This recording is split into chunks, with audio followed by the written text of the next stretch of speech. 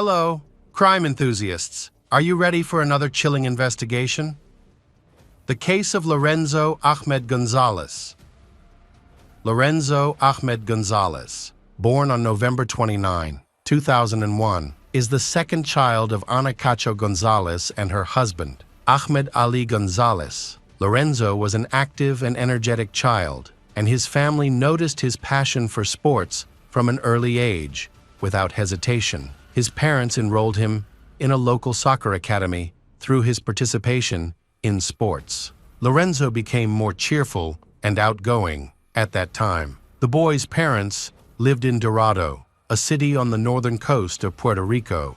About 20 kilometers west of San Juan, they resided in a popular residential area called Dorado del Mar. Unfortunately, Ahmed and Ana decided to separate, although the divorce was difficult. It seemed reasonable considering their frequent arguments. According to the agreement, their children would live with their mother, despite the circumstances. The children regularly visited their father and sometimes stayed with him from Friday to Monday. In general, things were stable, and everyone was satisfied with the current situation. On March 9, 2010, at around 6 a.m., Ana rushed to a city medical center, carrying her son, Lorenzo. This facility typically provides emergency care for critical situations.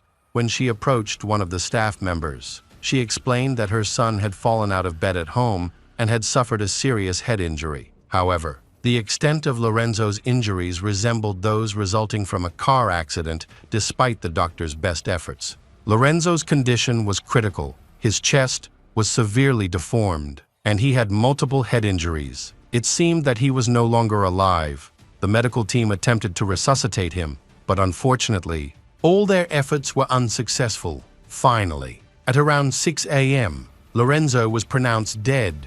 Doctors at the medical facility tried to question Ana in more detail to understand how the boy had been so severely injured.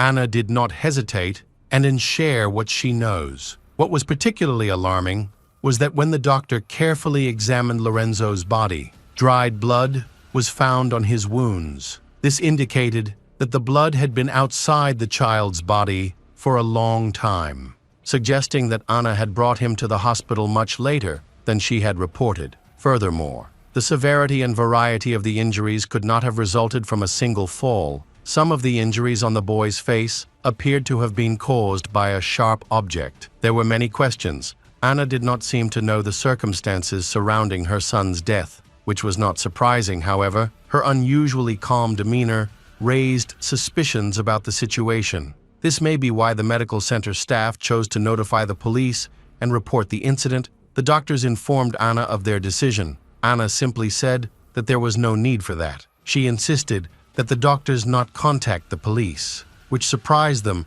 and made them even more suspicious of her, despite her wishes. The doctors called the police about 10 minutes later.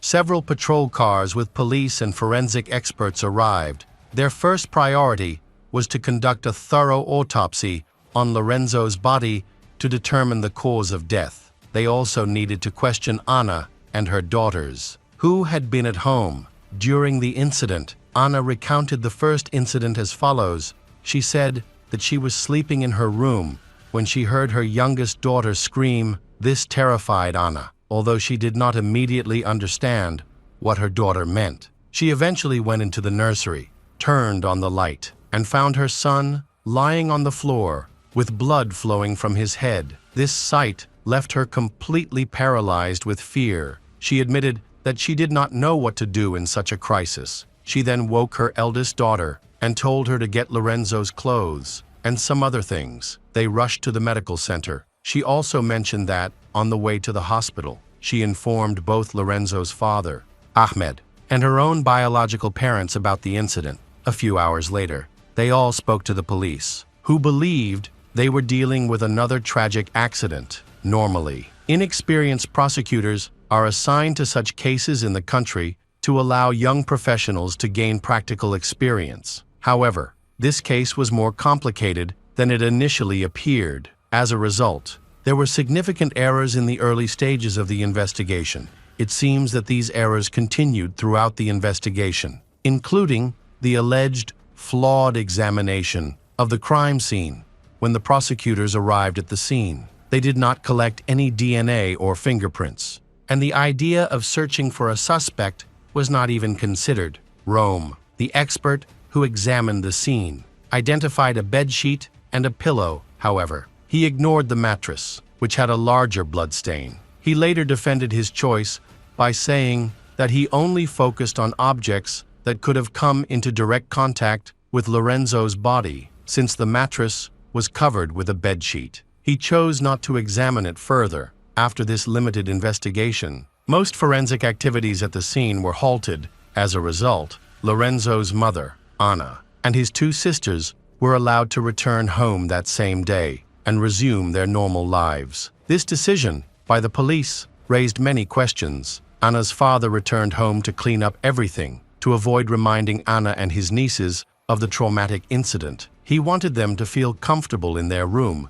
without any memory of this tragic loss. He disposed of the mattress in a city dump, claiming that the prosecutor had recommended this action. Moreover, the car Anna was driving belonged to her father and could contain evidence related to the events of that day, since the police had no plans to inspect the car. He could not be blamed for trying to hide any evidence. Lorenzo's family is anxiously awaiting the results of the autopsy to understand the cause of Lorenzo's death after the tragic event. They all claim to have no involvement in what happened that day. Forensic experts noted that the injuries to Lorenzo's face were not consistent with those that would normally occur from a fall. Even a simple visual examination showed a clear difference. As a result, the case was quickly reclassified as a homicide. Lorenzo may have suffered a brain injury and a broken nose from a direct blow by a blunt object. Experts noted several stab wounds to the boy's face,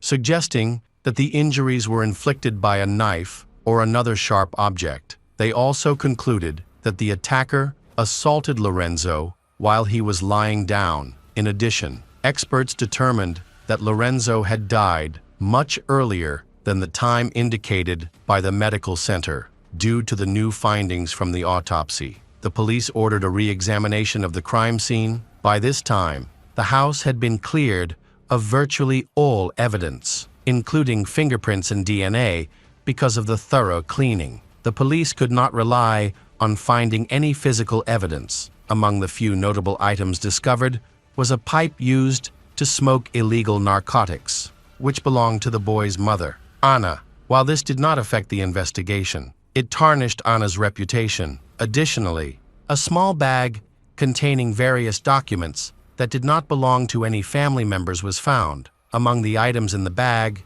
were a toothbrush and toothpaste, along with papers belonging to a recently released prisoner, Luis Gustavo Rivera, a mentally ill criminal known as El Manco.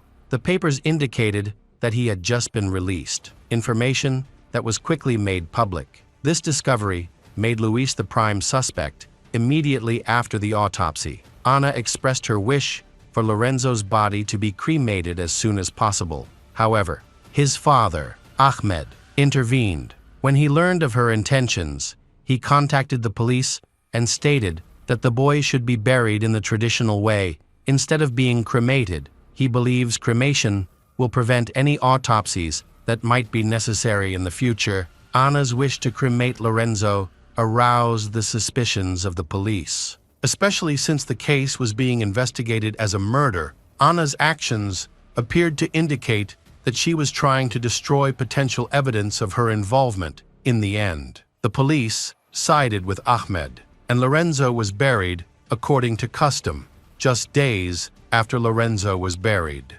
The investigation took a new turn. Anna was summoned to the Prosecutor General's office for further questioning. Anna appeared with her lawyer, who advised her not to give any testimony. It is unclear whether this was the right advice, as by refusing to testify, Anna became one of the main suspects in Lorenzo's death. It seems that her legal team had their own strategy for handling the case and protecting her. After Anna refused to testify, her lawyers held a large press conference. They stated that their client believed she was innocent and felt insulted by being questioned as a suspect. In addition, Her lawyer presented a version of events that had taken place after reviewing the statements from Anna's attorney. The police sought help from experienced colleagues at the FBI when federal agents joined the investigation. They focused on Luis Gustavo Rivera Sejo. It was clear that his release from prison was a mistake or a failure of the justice system.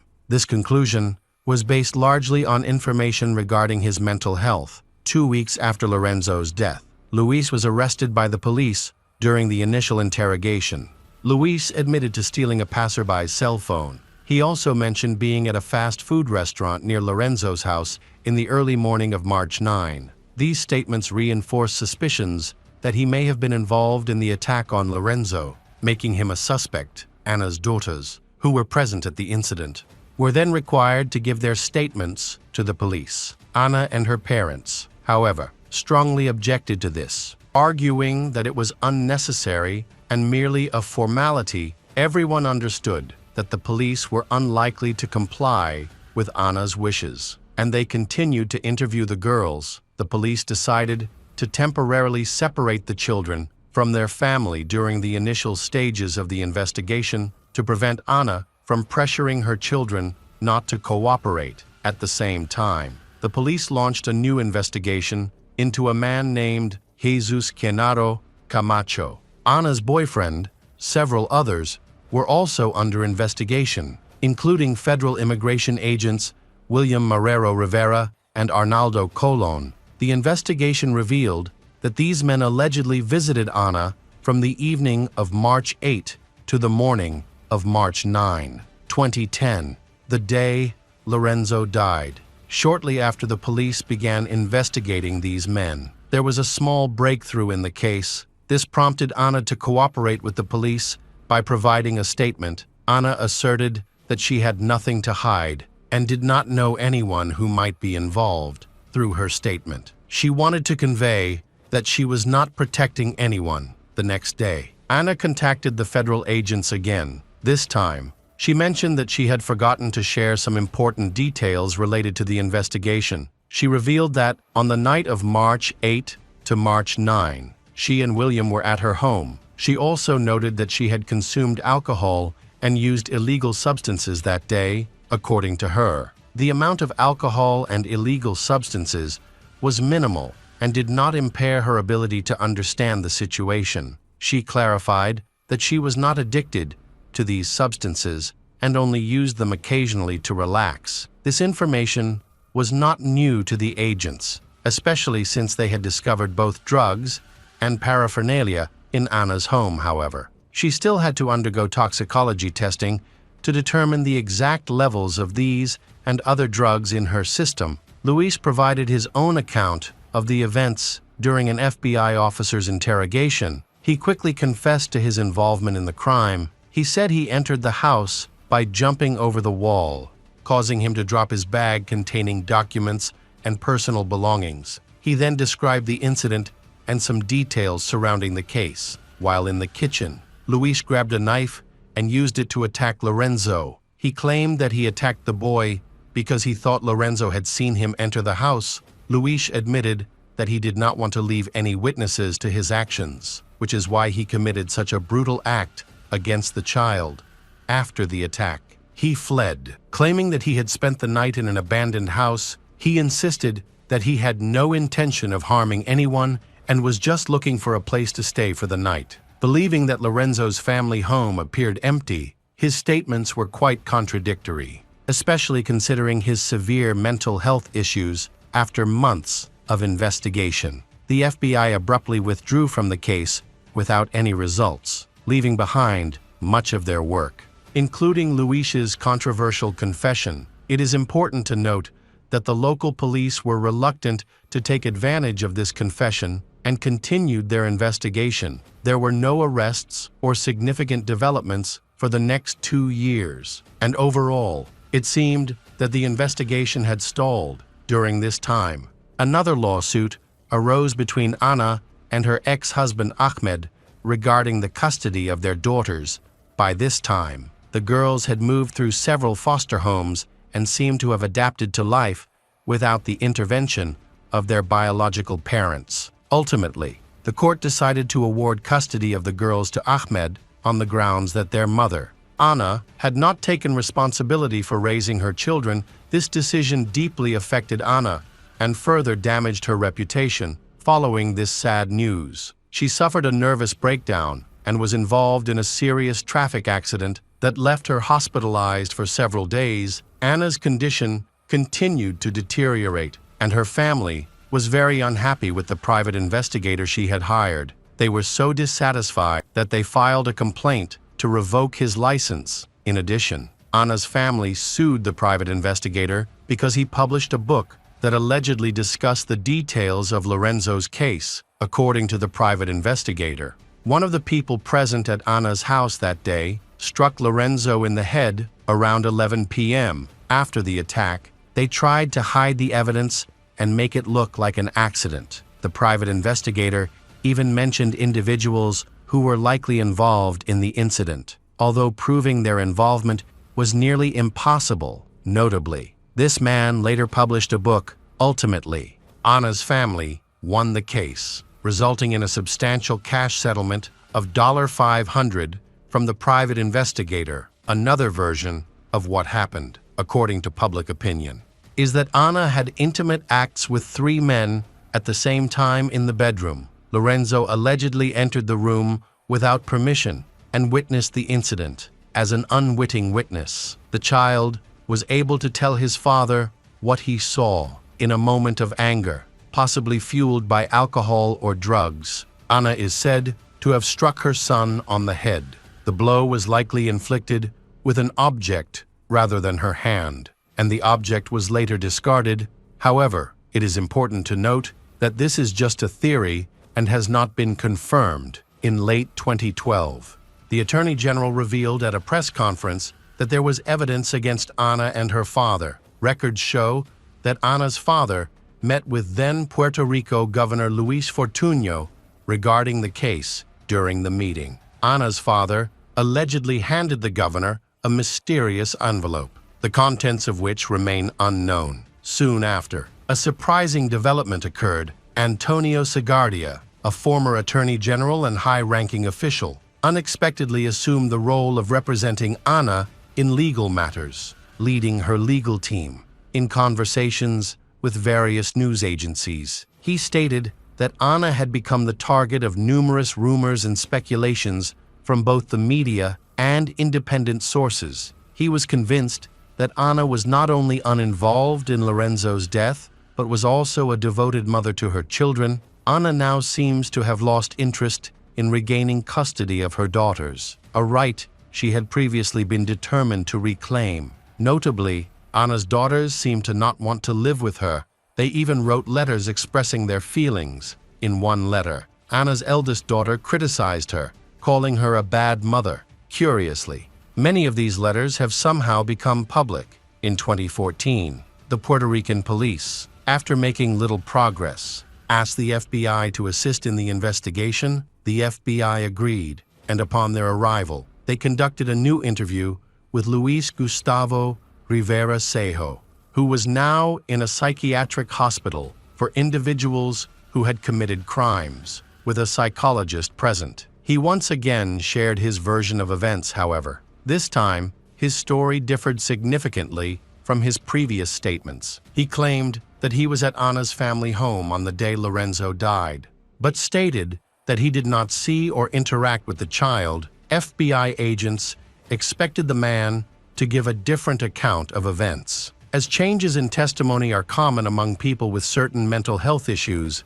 the next person the federal agents were interested in was Anna. She was scheduled to take a polygraph test, but did not show up, claiming that she had more important matters to attend to, including her birthday. Then a strange incident occurred. Anna's police file, which contained various details, including her toxicology results, was stolen from the police department. Initially, a 20-year-old man was charged with burglary. He confessed to breaking into the police department, but claimed that he did not take any documents. After searching his apartment, the police found no evidence of stolen papers, so he was only charged with petty theft. As time passed, the police, frustrated with the ongoing investigation, once again brought Luis to Anna's family home to reenact the events. This time, he only talked about how he entered the house, completely ignoring the deceased Lorenzo. He said he was hungry and wanted a snack. He eventually expressed a desire to stay there overnight,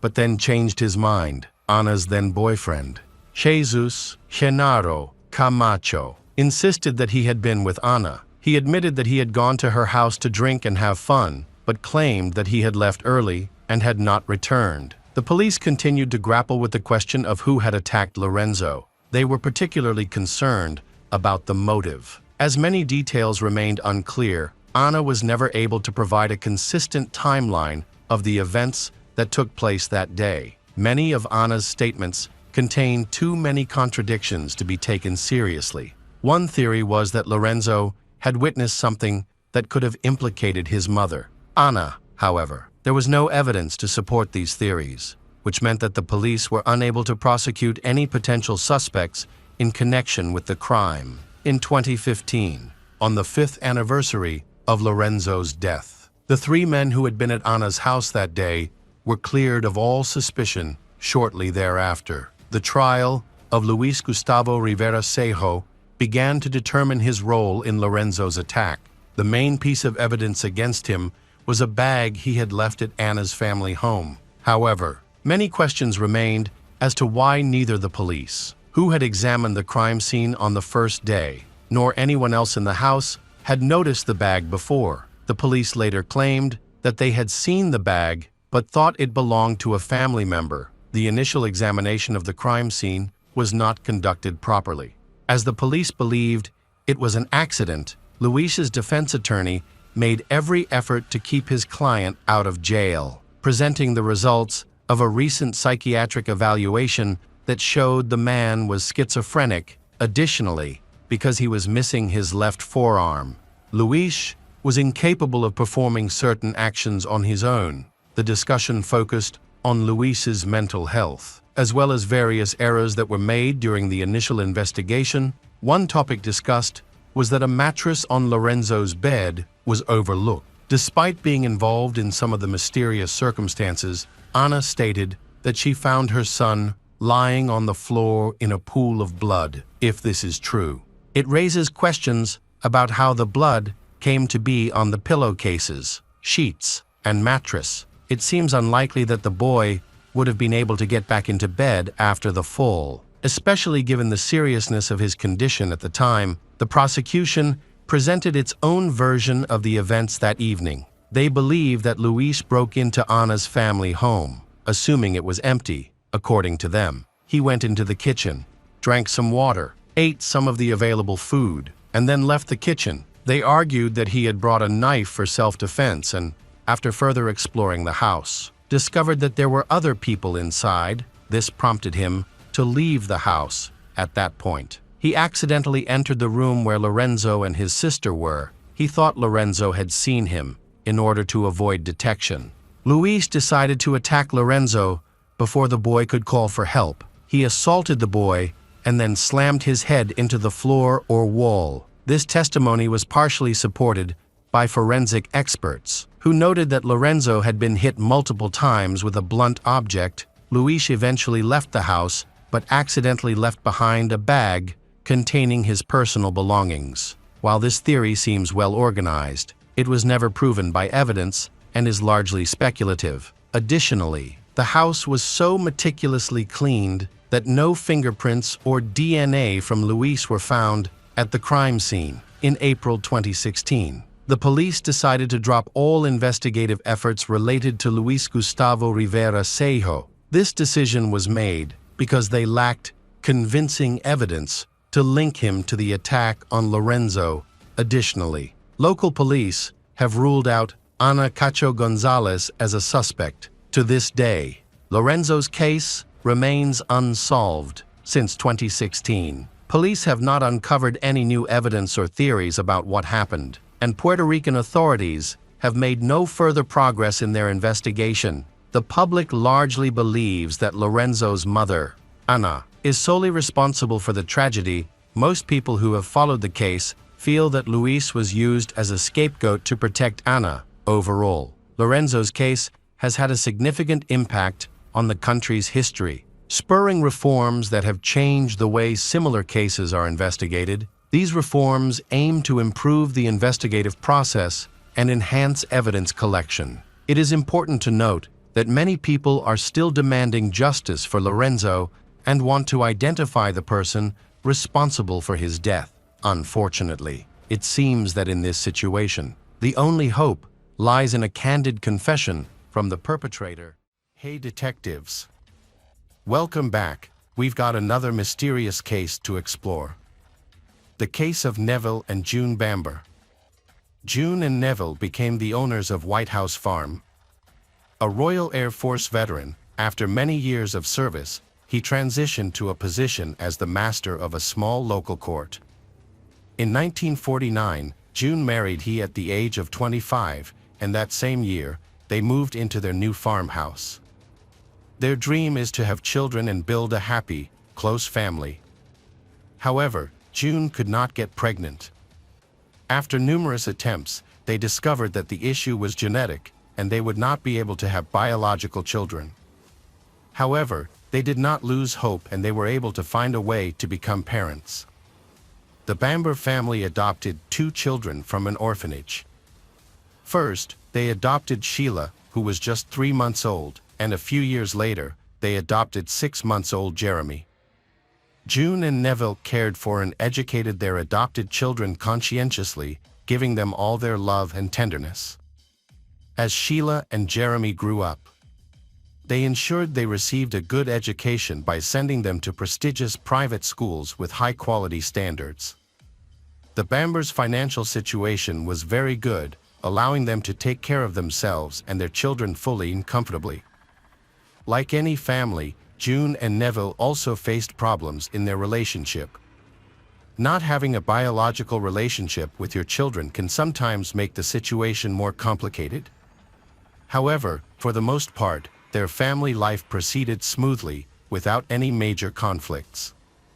In 1985, Sheila was 28, Jeremy was 24, and their adoptive parents, June and Neville, had just turned 60.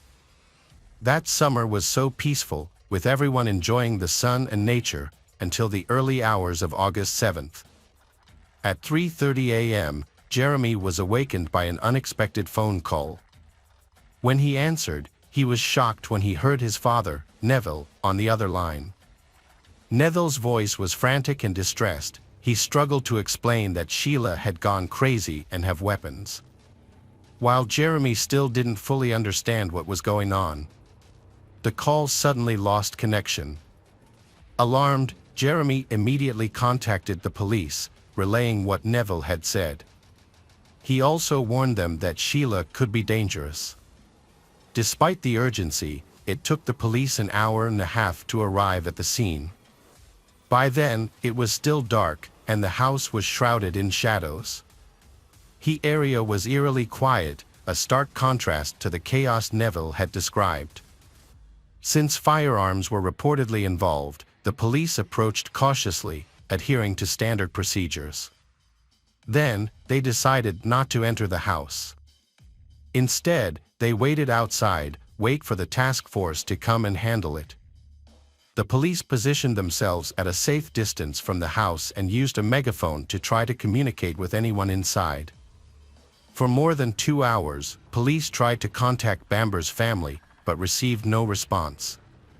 During this time, the police asked Jeremy to explain what had happened at the Bamber household the previous day. He explained that the entire family had gathered for dinner the night before. Toward the end of the evening, there had been a minor misunderstanding, but not serious. He also mentioned that he had left a pistol and a .22 caliber carbine with his parents. Both guns were in good working order and loaded. Nearly 3 hours after the first police officers arrived, at approximately 8 a.m., the special forces entered the house. Inside, the atmosphere was heavy and somber. The team cautiously advanced, inspecting the first floor. When they entered the kitchen, they found a scene of chaos. A chair facing down on the ground, and next to it, in a pool of blood, was Neville's lifeless body. He had been shot 8 times, 6 of which hit the head, leaving him with little chance of survival.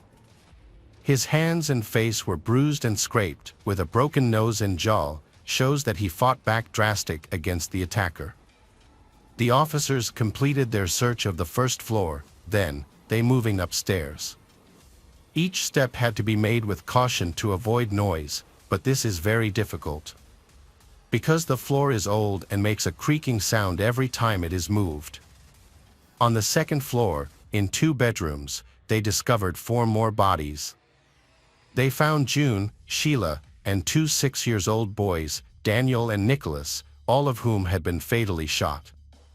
June had been struck by 7 bullets, while Daniel and Nicholas sustained 5 and 3 shots, respectively. Sheila was found on the threshold of her parents' bedroom, with 2 gunshot wounds under her chin. In total, 25 bullets were used to kill the 5 members of Bamber family. Initially, police theorized that the Bamber family members had been deliberately killed. But who could have committed such an act? Was the perpetrator an acquaintance of the family, who had long planned to harm them and then finally carried it out? Or was the criminal so clever that he tried to fool the police with a fake clue?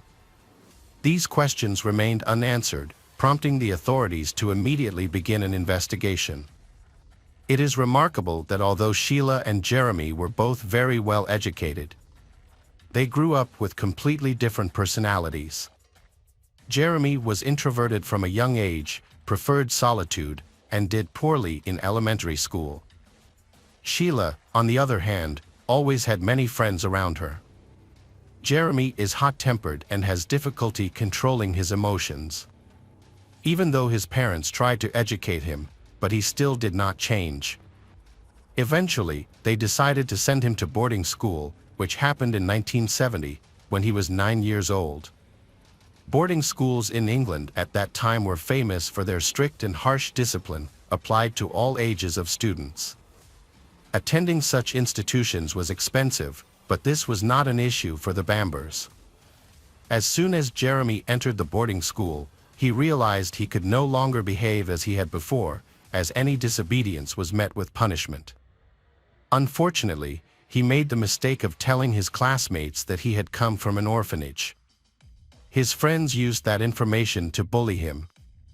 They often taunted him about being adopted, calling him a bastard. His years at boarding school were a challenging period for him. Although they didn't teach him many good things, they did help him improve his character somewhat. Over time, Jeremy became calmer, went on to university, and successfully graduated. Neville was extremely proud of his son and even bought him a ticket to Australia. For the next 4 years, he traveled extensively across the country, spent time living in New Zealand, and eventually returned to England in 1982. Upon his return, his parents, Neville and June, asked him to work on their farm. Along with the job, they provided him with a place to live, a cottage 6 kilometers from the farm, along with a car and a monthly salary of nearly $1,000, a generous amount for the time. They wanted to ensure that he had a comfortable life and did everything they could to support him. Additionally, they hoped he would help them when they were old. June, a very religious woman, had a hard time accepting the fact that her children had different views and attitudes about religion. Throughout her life, she did everything she could to guide them toward what she believed was the true path and to bring them closer to God. Unfortunately, her efforts were unsuccessful. So, she had suffered from severe depression, and her mental health had greatly deteriorated. At the time, mental health issues were treated with a crude and outdated method, administering electric shocks to the patient. It was believed that this could positively influence brain function. June's depression wasn't caused solely by her son, Jeremy. Her daughter Sheila, despite her calmer demeanor, also caused her great distress. Sheila enjoyed looking at magazines featuring models in provocative poses. Sheila dreamed of becoming a model and appearing on the cover of such magazines. However, she does not support this. But Sheila's problems don't stop there. One day, Sheila announced to her parents that she was pregnant. In many families, the news might have been met with joy, but the Bamber family is not like that. Sheila was still a teenager and unmarried, which made the situation complicated. June, her adoptive mother, faced a difficult decision. Should she pressure Sheila to have an abortion? As a Christian, June could not condone abortion, but at the same time, allowing the child to be born is unacceptable. Then, June told Sheila to make her own choice, but on the condition that if she had an abortion, no one in the family would know. This makes the relationship between June and Sheila more and more tense. In 1977, despite her parents' objections, Sheila is married to Colin Caffell. They on to have twin sons, Nicholas and Daniel. Initially, their family life seemed happy, but Sheila began to suspect Colin of infidelity. Her suspicions were correct, and she eventually filed for divorce. In 1982, they are officially divorced, which had a devastating impact on Sheila's mental health. She couldn't bear the shock from the divorce, so she fell into depression, and she was eventually admitted to a mental hospital for treatment. Nicholas and Daniel were sent to an orphanage, where they stayed for nearly 2 years. During this time, Sheila's mental health deteriorated further. She became increasingly anxious, frequently spoke about ending her own life and that of her children, whom she believed were possessed by the devil. She was diagnosed with paranoid schizophrenia. Meanwhile, Sheila and Jeremy seemed to swap positions with each other. Jeremy, who was a rebel for years, now lives a peaceful and stable life. In 1985, Sheila reconciled with her ex-husband, Colin. Together, they removed Nicholas and Daniel from the orphanage and start a new life together. In August, Neville and June invited Sheila and her family to visit, so they could reunite with their grandchildren, Daniel von Nicholas. They hadn't seen their 2 nephews in a long time. They decided that the family would spend a week together, after which Colin would take the boys on a trip to Norway. On Tuesday, August 6, 1985, Colin brought the boys to the family farm. And everyone gathered at the Bamber house. The day was filled with joy. There was a family dinner, a happy atmosphere, and delicious food.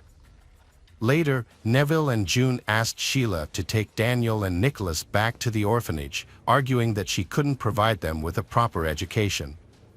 This suggestion angered Sheila. She replied that she would make the decision herself. The calm atmosphere of the evening was disrupted at 8:30 p.m. Around the same time, Jeremy left the house. Barbara Wilson, the secretary at Bamber Farm, called Neville regarding a work-related matter. When Neville answered, she realized he seemed very annoyed. In the background, she could hear raised voices, as though people were arguing or upset about something. This was unusual for the Bamber family, which surprised she. However, she couldn't learn more about the situation because Neville quickly ended the call and hung up. The next morning, everyone present in Bamber's house was shot dead.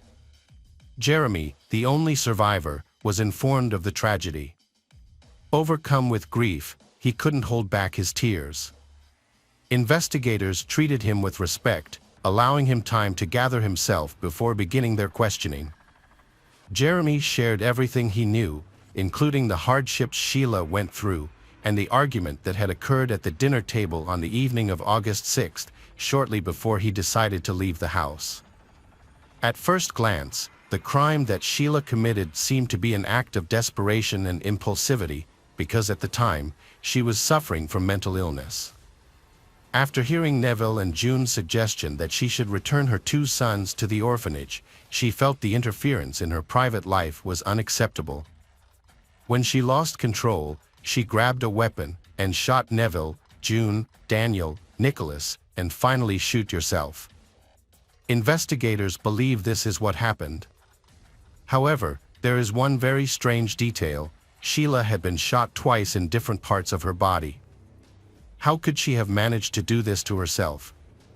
The actions of the detectives were puzzling. They decided to burn the blood-soaked bedsheets carpet where the bodies were found. They explained that they wanted to help Jeremy avoid the painful memories of the incident. Furthermore, the weapon discovered at the crime scene, which was a key piece of evidence, was improperly handled by the investigator.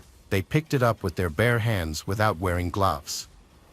A few days later, Bamber's family funeral was held, and Jeremy attended. He seemed distraught over the tragedy, weeping over the coffins of his sister, parents, and nephews. However, on that day, the investigation was reopened. Relatives of Bamber's family have expressed concerns about Jeremy's unusual behavior. Despite his tears, he made odd remarks, such as referring to himself as the boss. They found him smiling with the look of someone satisfied with victory. They reported this to police, causing police to conduct a more thorough investigation. Crime scenes need to be investigated carefully and meticulously to avoid drawing hasty conclusions. The detectives began by examining the weapon. They discovered fingerprints from several individuals, including the investigator who had handled the gun without gloves. The appearance of Sheila and Jeremy's fingerprints is not surprising. Jeremy admitted the gun was his, explaining he had purchased it for hunting. It is also understandable that Sheila's fingerprints were on the gun, as the initial theory suggested she had used the gun as the murder weapon. A few days later, Jeremy's cousin secretly went to the Bamber family home to search the house. He convinced that Sheila was not involved in the murder. By this point, Jeremy had inherited to his family home and was living there alone. During the search, the cousin inspected every room and the closet, and he found a silencer for a .22 caliber carbine. Length of the gun, combined with the silencer, made it impossible for the attacker to have turned the weapon on themselves and fired. This discovery strongly suggested that Sheila could not have been the perpetrator. If Sheila had fired the gun without the silencer, a new question arises: why were traces of blood found on the end of the silencer? Sheila, who had been shot twice and was bleeding, could not have removed the silencer and hidden it deep in the closet. This suggests that the silencer was attached to the rifle in the murders. From this point, everything started to become clear. Julie, Jeremy's girlfriend, suspects him of being involved in killing his family. She contacted investigators and shared some information. She revealed that on the night of August 7th, Jeremy had called her, saying there were problems. However, when she tried to ask what was wrong, he abruptly hung up. She also recalled that shortly before the murders, he had repeatedly complained about his family. Most importantly, she revealed that the Bamber family had drawn up a will, which stated that all assets would be passed on to their children after their deaths. This made Jeremy very angry. He did not want to share the inheritance with his sister, Sheila. In addition, Jeremy also told Julie that he wanted to kill his family and blame it on Sheila, a mentally ill person. She reported all of this to the police, not because she wanted to help the investigation, but because she was feeling angry, so she had just learned that Jeremy had a new girlfriend. However, there is no direct evidence to prove Jeremy's guilt. He tried to mislead the investigation. He gave the police the name of a suspect, a plumber he'd have hired. However, when investigators questioned the plumber, they learned that he was completely innocent. He also has a solid alibi, helped to remove any suspicion against him. As a result, Jeremy Bamber became the primary suspect. He was taken into custody due to his inability to provide an alibi. However, the police released him after failing to find evidence linking him to the massacre. Surprisingly, he was allowed to leave the country. After inheriting the property, Jeremy's financial situation improved a lot. He sold Neville's car and to Saint-Tropez, France. Upon returning to England on September 29th, he was arrested and charged with the murder of the Bamber family. The trial began on October 3rd. One of the main points raised in court was about Neville's injuries. His body showed multiple bruises, suggesting that he had tried to defend himself from an attack. The medical examiner speculated that the injuries were caused by the same .22 caliber carbine. Sheila, a petite and frail woman, it seemed unlikely that she could have inflicted such severe injuries on her father. In contrast, Jeremy appeared capable of doing so. Neville's body showed signs of a struggle, with multiple bruises. Sheila also received several blows, but there were no signs of a struggle on her body, and her nails remained intact. The defense countered these arguments that believed that Sheila suffered from mental illness, which made her the prime suspect, capable of committing a five-fold murder. They emphasized that she grew up on a farm, was skilled at handling guns, and was an experienced target shooter. Additionally, Jeremy's lawyers highlighted that Sheila's blood was fresher than the rest of the family's, so they claiming that she ended her life after killing others. This, they argued, could have been due to guilt or the sound of approaching police cars.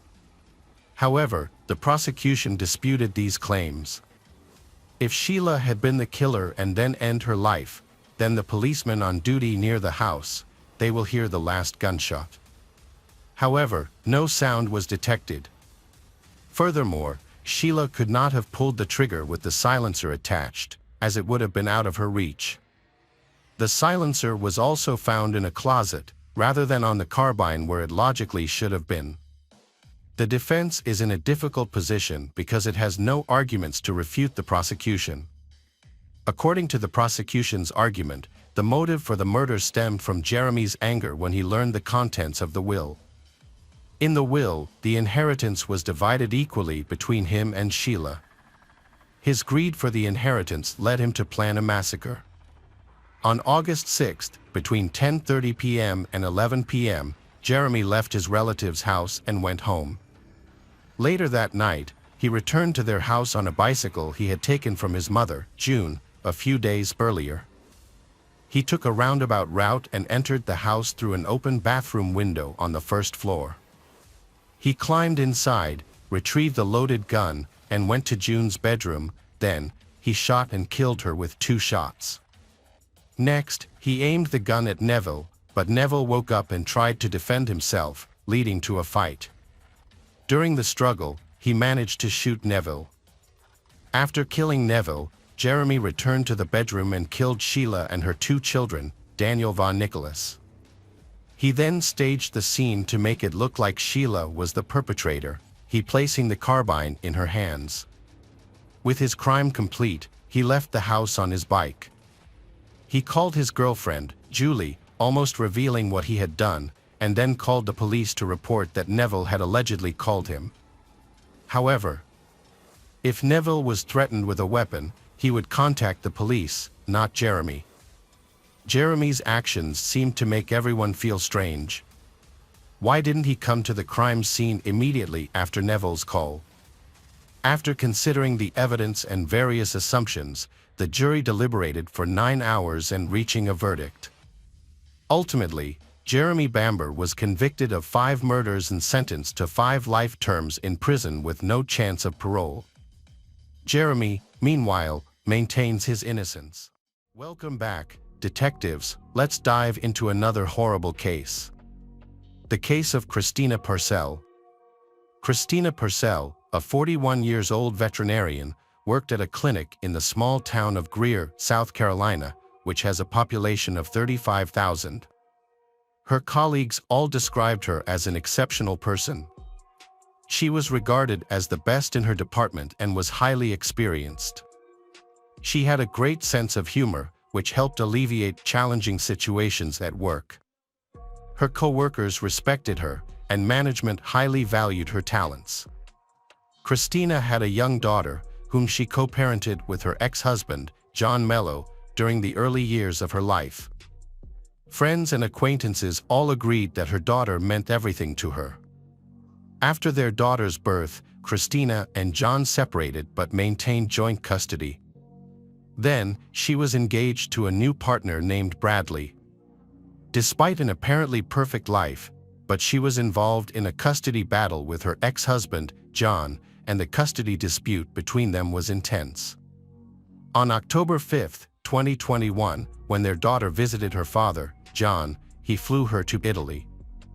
This prompted Christina to file a complaint against him for violating custody, which further strained their relationship.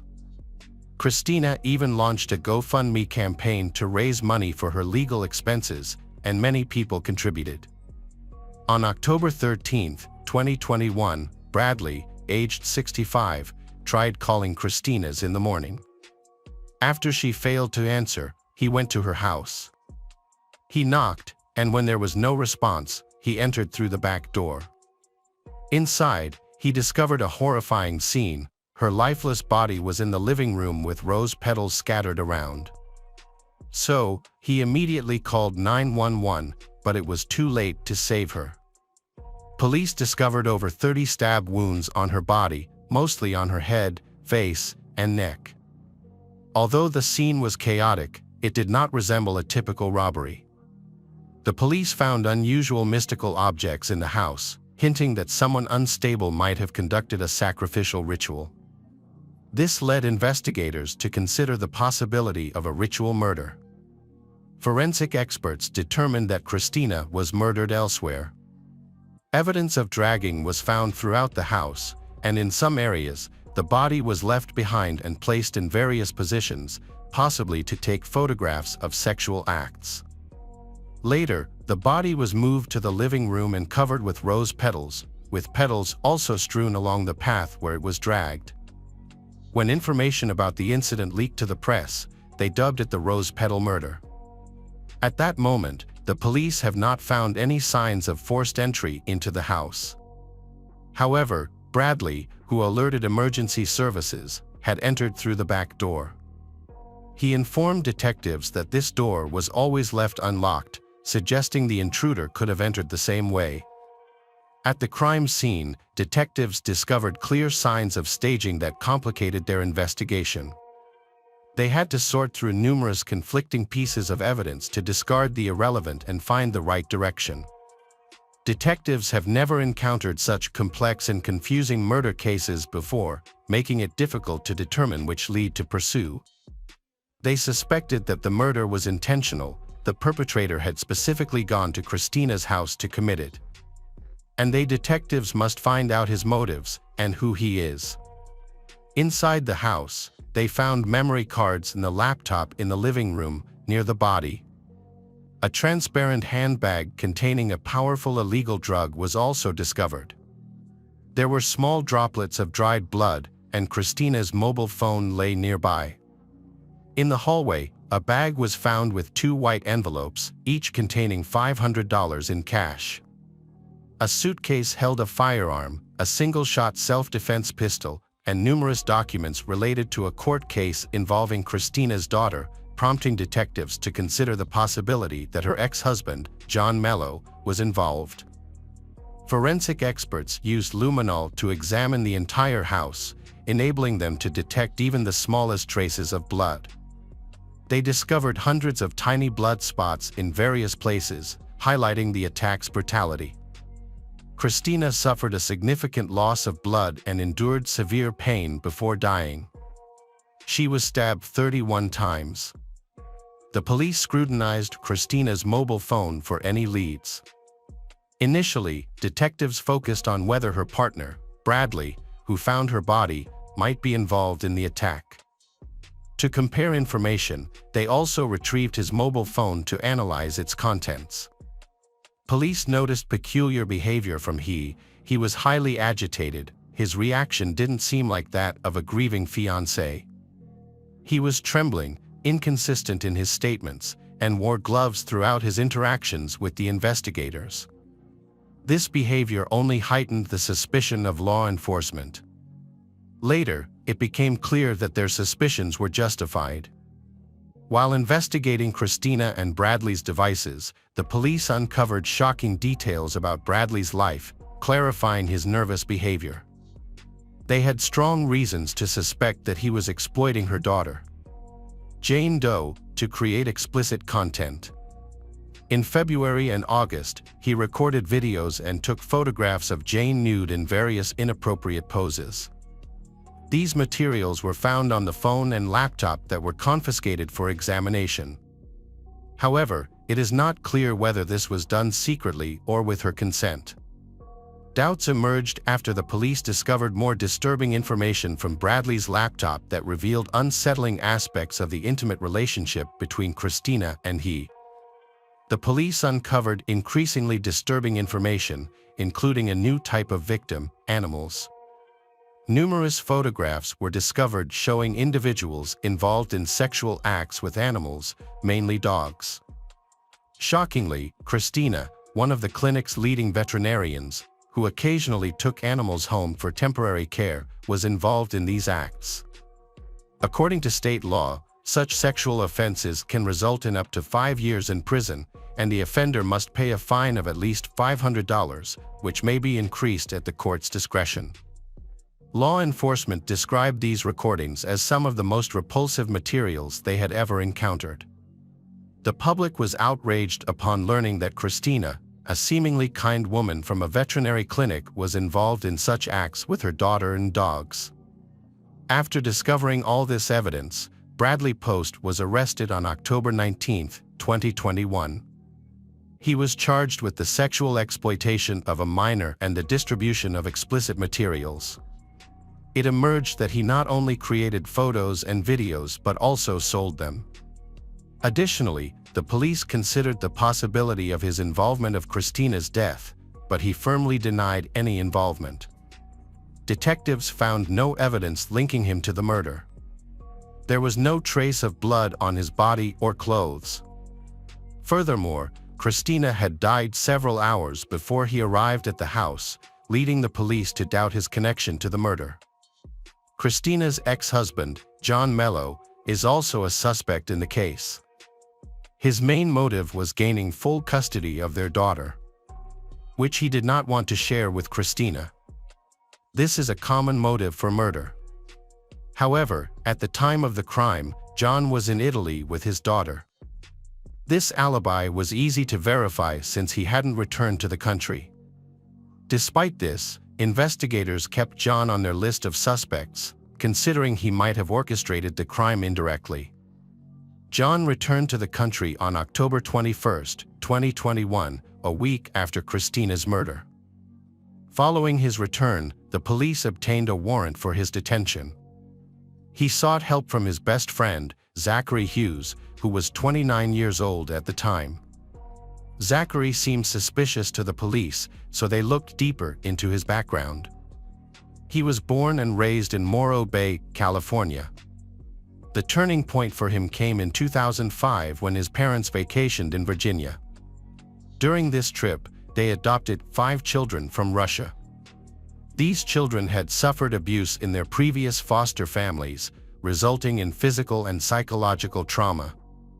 The adoption aimed to teach Zachary and his brother Ellie about morality and to provide the adopted children with a safe, loving, and stable home.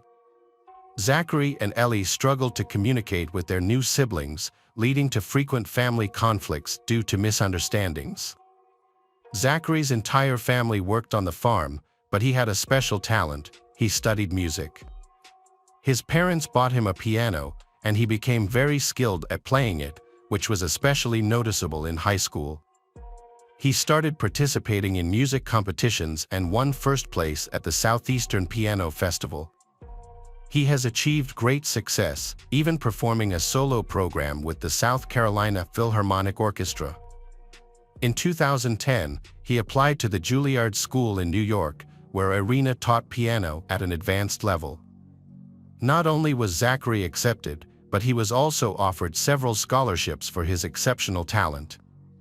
Thanks to his exceptional talent, Zachary outperformed all his classmates and became the only student from the USA selected to participate in the International Music Festival in Kyoto. Only 11 people from around the world were chosen for this event. Those who know he say he is a loyal friend, highly moral, and very good at communication. In his free time, he used his skills to help those in need, often performing for free at rehabilitation centers, nursing homes, and hospitals to bring joy to people. By 2018, Zachary enrolled in a master's program in piano performance at the university. At that time, he had a strong desire to help people globally. This led him to volunteer for the United States Marine Corps and apply to a military educational institution to become an officer within a year. He understood the intricacies of military service, but at the start of his second year, he suffered fractures in both legs. This injury forced him to halt his studies and receive the title of Hello.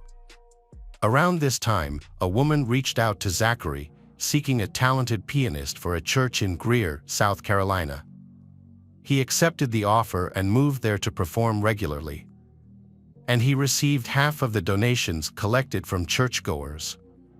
Initially, this provided a good income, but by the mid-2020s, the pandemic significantly reduced the number of church attendees. As a result, he had to find new income sources. He began giving solo performances throughout the city and state and took on additional part-time jobs. Additionally, he started a blog offering valuable piano lessons. To support his performances, he acquired portable electrical equipment, which provided him with the necessary mobility. While living and working in South Carolina, Zachary met John, Christina's ex-husband and a former music producer. John supported Zachary by helping him with performances and offers him a part-time job. Between mid-2020 and 2021, when he assisted John with household chores, which deepened their friendship. He became John's closest friend. As a result, the police questioned him about his possible involvement in Christina's murder, wondering if John could have asked him to do such a thing. Meanwhile, investigators reviewed CCTV footage from a camera located near Christina's house. A camera installed in the peephole of the house opposite captured all the incident outside Christina's home on the day of her murder. The footage showed a stranger wearing dark clothing and a hooded jacket entering her house around 10 a.m. A few hours after, the stranger left on a bicycle, this time wearing a mask. Christina did not leave the house, and no one else visited, until the next day, when Bradley arrived and found her dead. This evidence cleared Bradley from the list of suspects in the murder case, although he remained in jail on other charges. Investigators suspected that a stranger in dark clothing, captured on camera, was the killer, but they couldn't identify him. His face was covered, and there were no distinguishing features on his body. They then requested footage from surveillance cameras along the bicycle paths to trace his movements and began reviewing the recordings. This process was lengthy but fruitful. The bicycle appeared in several videos, including one where the stranger in black was loading it into the back of his pickup truck. Although the grainy footage obscured the license plate, the model, make, and color of the truck matched Zachary's vehicle. It seemed he was involved in the brutal murder of Christina's. The police obtained a warrant to search Zachary's house. There, they found a bicycle identical to the one used by the attacker. They seized Zachary's computer for examination. Through this, they discovered active correspondence between John and Zachary, uncovering over 1,700 text messages, most of which were encrypted. The messages were clearly coded and contained hidden information. Additionally, some texts were jumbled. They probably did this to distract the police if the police suddenly contacted them. Detectives found the following clues in the messages. On April 17, 2021, 6 months before Christina's death, John asked to host a party for her. This message was not encrypted. On the day of the murder, John asked a friend how the musical performance went, and the friend replied that everything was great. Although it seemed like a harmless question, the police discovered there was no performance that day. They suspected that John used performance as a code word for the murder of Christina. All other information on Zachary's phone was either encrypted or deleted. He also used an access code unknown to the police, which complicated and delayed their investigation. Additionally, They couldn't obtain data on the device's location at the time of the attack on Christina. The phone was frequently switched to flight mode, including when the mysterious masked man came to Christina's house. It appears this was done on purpose to prevent Zachary from being tracked and to avoid involvement in the crime scene. Based on the evidence collected, officers obtained a warrant for Zachary's arrest. While they were preparing to file charges, Zachary was invited to perform on an international cruise. By the time the warrant was issued, he was already in Europe, so the detectives had to wait. Fortunately, when the charges were filed, Zachary had returned to Michigan, unaware that they were planning to arrest him. He could have easily left the country by crossing into Canada or taking another flight to a cruise ship. However, once he learned about the charges, he voluntarily returned to South Carolina and surrendered to the police, believing they were mistaken. On November 3, 2021, Zachary hired lawyers to defend his reputation, stating he was not guilty of any wrongdoing and intended to refute the slander tarnishing his name. However, he refused to allow the police access to his phone, prompting them to file a court petition. The court subsequently ordered full access to the mobile phone.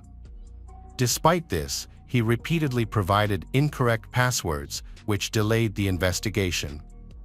Finally, by April 8, 2023, after approximately 700,000 attempts, the smartphone was unlocked. The police discovered crucial messages between John and he, discussing their encrypted plans to kill Christina. While these messages were intended to be used as trial evidence, they were considered circumstantial and insufficient to determine the trial's outcome. Zachary and John were known for their impeccable reputation, supported by many witnesses, and had no prior criminal history. The jury could not rely solely on correspondence and footage of a similar car to convict them. More new evidence emerged when a forensic examination uncovered the criminal's DNA under Christina's fingernails, which matched Zachary's DNA.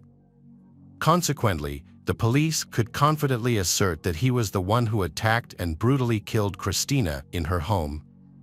The defense argued that the CCTV footage did not clearly show the criminal's face or accurately identify the car involved. As a result, they labeled the evidence as circumstantial, as initially assumed. They emphasized that Zachary had no prior legal issues and was described by friends and acquaintances as a kind person incapable of committing a violent crime. Additionally, there was no apparent motive for him to attack Christina. And the lawyers rejected the DNA test results, claiming the samples were tampered with or contaminated. From the outset of the trial, once the public became aware that Zachary, the renowned musician, might face imprisonment, the court received numerous letters from dissatisfied people. These letters came from former classmates, teachers, Zachary's friends, and even people who didn't personally know him but admired his musical talent. Among the supporters were also numerous employers who praised his skills. Collectively, they vouched for his character, adamantly believing that someone as talented and kind-hearted could not be a murderer. In total, the court received over 50 such letters. The lawyers emphasized that Zachary had no previous legal issues. He had served in the U.S. Army, having volunteered and pursued education to become an officer rather than just serving as a private soldier. Additionally, Zachary could have avoided any legal troubles by simply accepting an invitation to return to work on a cruise liner. However, he chose to return to his home state and turn himself into the police as soon as he learned about the charges against him. He was fully aware of everything, including the warrants that the police were obtaining to investigate further.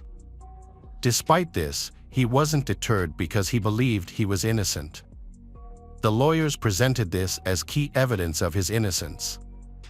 Zachary requested to be released on a $100,000 bail so he could be placed under house arrest with his parents until the trial, allowing him to stay in a calm environment where he could play his favorite instrument. He also agreed to have no contact with the families involved in the case. However, the court denied his bail request, leading to his transfer to prison. He remains there, awaiting trial set for 2024. He continues to deny any involvement in Christina's death. John also denies all charges. During a conversation with investigators, he explained that he fled to Italy with his daughter. He said he was exhausted from legal battles with his Christina and was horrified to discover that her fiancé, Bradley, had inappropriate intentions towards his 9-year-old daughter. Evidence suggested Christina was involved, as she appeared in some photos with her daughter. So John claims he took his daughter away to protect her from Christina, her unstable mother. He intended to challenge for custody using the explicit photos taken by Bradley and believed he had a strong case. If Christina lost custody, John would have no motive to harm her. Nevertheless, John repeatedly insisted he would fight for his daughter at any cost, despite he not commenting on his connection to Zachary. The prosecution believes Zachary is involved because his DNA was found under Christina's fingernails, indicating she resisted him. He may be either a co-conspirator or a victim of John's manipulation. The investigation into Christina Purcell's death has become intricate, full of unexpected developments and mysteries. Detectives persist in seeking justice for her, gradually assembling clues to identify the mastermind and uncover the case's dark secrets. Although the journey to bring justice to she may be long, but it will certainly not stop. The investigation team hopes that the case will soon be illuminated, allowing she to rest in peace. Welcome back, detectives. Let's dive into another horrible case, the case of Gloria Pompili. Gloria Pompili was born in Frosinone, Italy, on December 18, 1993. She had a brother, and after they were born, their parents divorced. From the age of 6 to 16, Gloria was adopted by another family because her mother was very poor and could not afford to raise her. During this time, social workers closely monitored Gloria, believing she had a cognitive disorder with developmental delays. Even as an adult, she remained very naive and was easily manipulated. This naivety was evident in both her behavior and her overall perspective on life. Gloria did not receive a proper education, which later made it hard for her to find a job. As she grew up, she chose to leave the family that had adopted her and live on her own in a specialized institution. At 16, while living there, Gloria fell in love with a young man named Alex, who was about her age and of Romanian origin. They had 2 sons together, Gabriel and Emanuele. However, soon after, Alex was arrested and imprisoned for selling illegal substances. As a result, Gloria became a single mother, faced difficulties from society and shouldered the responsibility of raising her 2 young children on her own. Gloria tried her best to be a good mother despite facing difficult circumstances. Without a full-time job, she relied on her mother, Carmela, for support. Carmela's help allowed their small family to find stability with a modest income. Carmela worked as a cleaner at a local hotel, and together, they managed to handle their challenges. Things seemed to get better, especially when the children's father, Alex, was released from prison.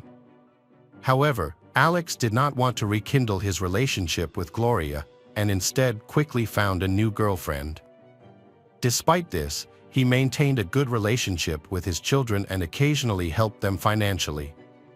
At the end of 2015, Gloria went on an errand and unexpectedly met her aunt, Lloyd Dupreet, at the post office. After hearing about Gloria's struggles, Lloyd offered her a job as a saleswoman in a flower shop. Gloria was having difficulty finding work at the time, so this unexpected offer excited her. Trusting her aunt and believing she genuinely wanted to help, Gloria discussed the plan with her mother, Carmela. However, Carmela was not pleased with the proposal because she did not trust Lloyd and found the sudden offer suspicious. Despite Carmela's concerns, Lloyd and Gloria were able to persuade Carmela to agree to the plan. Lloyd thoroughly explained the job details, giving the impression that she genuinely wanted to help them during a tough time, while also finding a reliable worker for the shop. Gloria eagerly accepted her aunt's offer, oblivious to any potential risks. Unknown to Gloria, Lloyd was dating an Egyptian man named Saad Mohammed Alesh Salem. Saad was a legal migrant, but his brother Hadi was not. Lloyd devised a plan to help Hadi get a residence permit by arranging for Hadi to marry Gloria. Lloyd believed this would eventually lead to Hadi gaining citizenship. To facilitate this, she and Saad moved closer to the Gloria family. Lloyd offered Gloria a job to involve her more in their plan. Unaware of their real intentions, Gloria was captivated by Hadi when they met. Thinking she had finally found happiness, she agreed to marry him, not realizing the deceit behind their motives. Gloria's marriage to Hadi was arranged not out of love, but so Hadi could gain residency. They celebrated with Lloyd and Saad, but Gloria's happiness didn't last. After a brief celebration, they returned to Lloyd's house, an old building without heating. Gloria and her children had to leave their comfortable home and move into the tiniest room in a new apartment. Her Aunt Lloyd had promised Gloria a better life, including a potential job, but it became clear this was a deception. Lloyd never intended to help Gloria find work, and her delays only added to Gloria's hardship. In the months that followed, Gloria's living situation only worsened. Hadi quickly abandoned her, claiming he had found work in a nearby city. Gloria was left to care for her children alone, trapped in a cold and cramped room. Her aunt's empty promises had turned her life into a nightmare, one that would last for a year and a half. The apartment belonged to Lloyd, and she demanded that Gloria pay the rent. However, Gloria was unemployed and couldn't afford to pay. The family had no money, but Lloyd used another tactic to exert pressure. She criticized Gloria for being a bad mother. She threatened that if Gloria went to the police, her children would be taken away, just like Gloria was removed from her own mother. This threat deeply affected Gloria and left her feeling intimidated, though she hoped for a better outcome. Lloyd and Saad continued to insist Gloria pay for her stay, but she remained unable to settle the debt. They proposed a drastic way for her to earn money to cover her expenses, trading her own body. Gloria refused and begged to be allowed to go home. In response, Saad showed extreme anger and brutality. He regularly beat Gloria, and her children also suffered. On one occasion, he even threw stones at her son, leaving him with serious injuries. Gloria was locked in a room with her children, unable to escape. In order to be able to collect rent from Gloria, Lloyd and Saad pressured she to start servicing men, suggesting the room she shared with her children would be suitable for this purpose. Gloria refused once more. In response, they beat her and issued threats, but that doesn't work either. Too angry, Saad took Gloria's children, placed them in a wicker basket, tied a rope to it, and hung it precariously, threatening their safety. Fearing for her children's lives, Gloria is forced to comply with Saad and Lloyd's demands, and men begin to seek her out. Whenever she tried to refuse serving men, Saad and Lloyd abused her children again, and the beatings continued. The recent violence happened because Gloria had a low income. She had few clients, and her work generated very little money. For a long time, Gloria hoped this situation would end, and she dreamed of getting a job in a flower shop, believing it would improve her circumstances.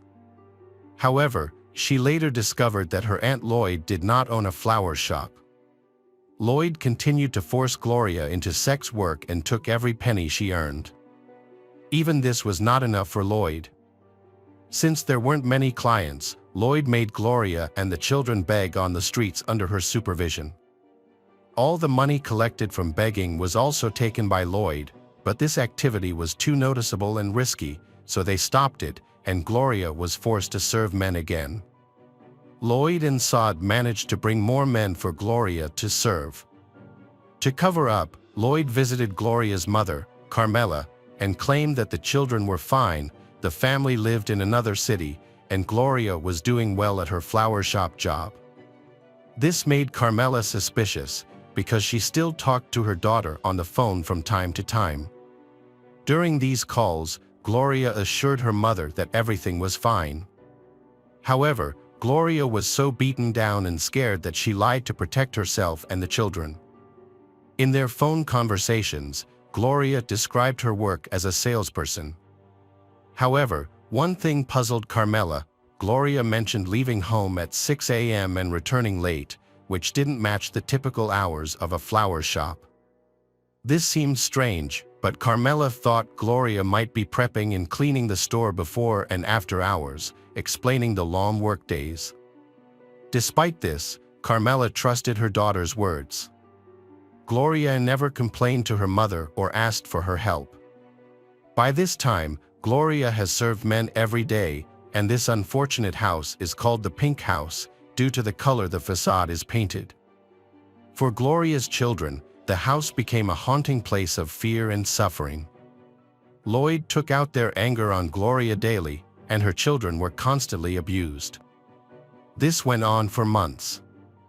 The eldest child later remembered never feeling safe there, shuddering at every noise. Neighbors suspected what was happening, as they often heard screams and cries and saw bruises and injuries on Gloria and her children. Sometime after the events began, a neighbor contacted social workers. She reported that a family was cruelly treating their young children. Her explanations were vague, but she mentioned that the children were regularly hung in a basket from the balcony. Initially, this sounded strange and unbelievable, so the workers didn't take her claims seriously. Eventually, however, they decided to investigate. When they arrived at the address, they did see a strange basket hanging from the balcony. No one answered the door, so the employees used equipment to remove the basket from the railings. It was empty, so they concluded it was a prank and left. After these incidents, Gloria's situation deteriorated. She was beaten daily. The men, aka Gloria's clients, continued to her, and they also started taking her to a suburban highway where she stood next to a cafe to serve cars that stopped. During this time, Carmela heard from several acquaintances that her daughter, Gloria, was not doing well. Some mentioned Gloria and the bruises on her body. However, with every phone call, Gloria insisted that everything was fine.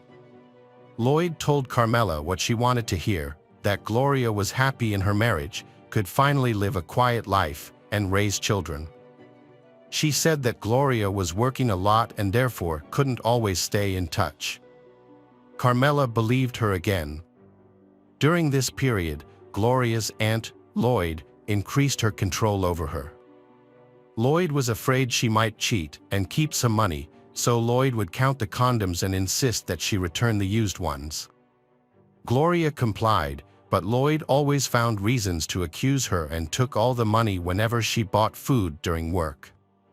This became another reason for Lloyd to punish and beat her. In 2016, Saad went to Egypt to visit family for 45 days. While he was there, he called Lloyd multiple times, expressing anger that Gloria was resisting. Gloria resisted Lloyd's attempts to force her into serving customers.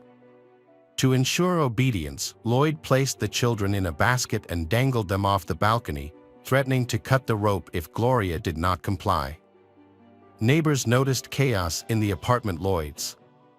Everyone was aware that Lloyd forced Gloria to beg, and the constant crying of the children in her apartment caused neighbors to start speculating. However, Lloyd created a false narrative, claiming that Gloria was unable to pay rent, while in truth, she was profiting from a criminal operation. Lloyd had a feeling that something was off and was worried that the police might come to investigate.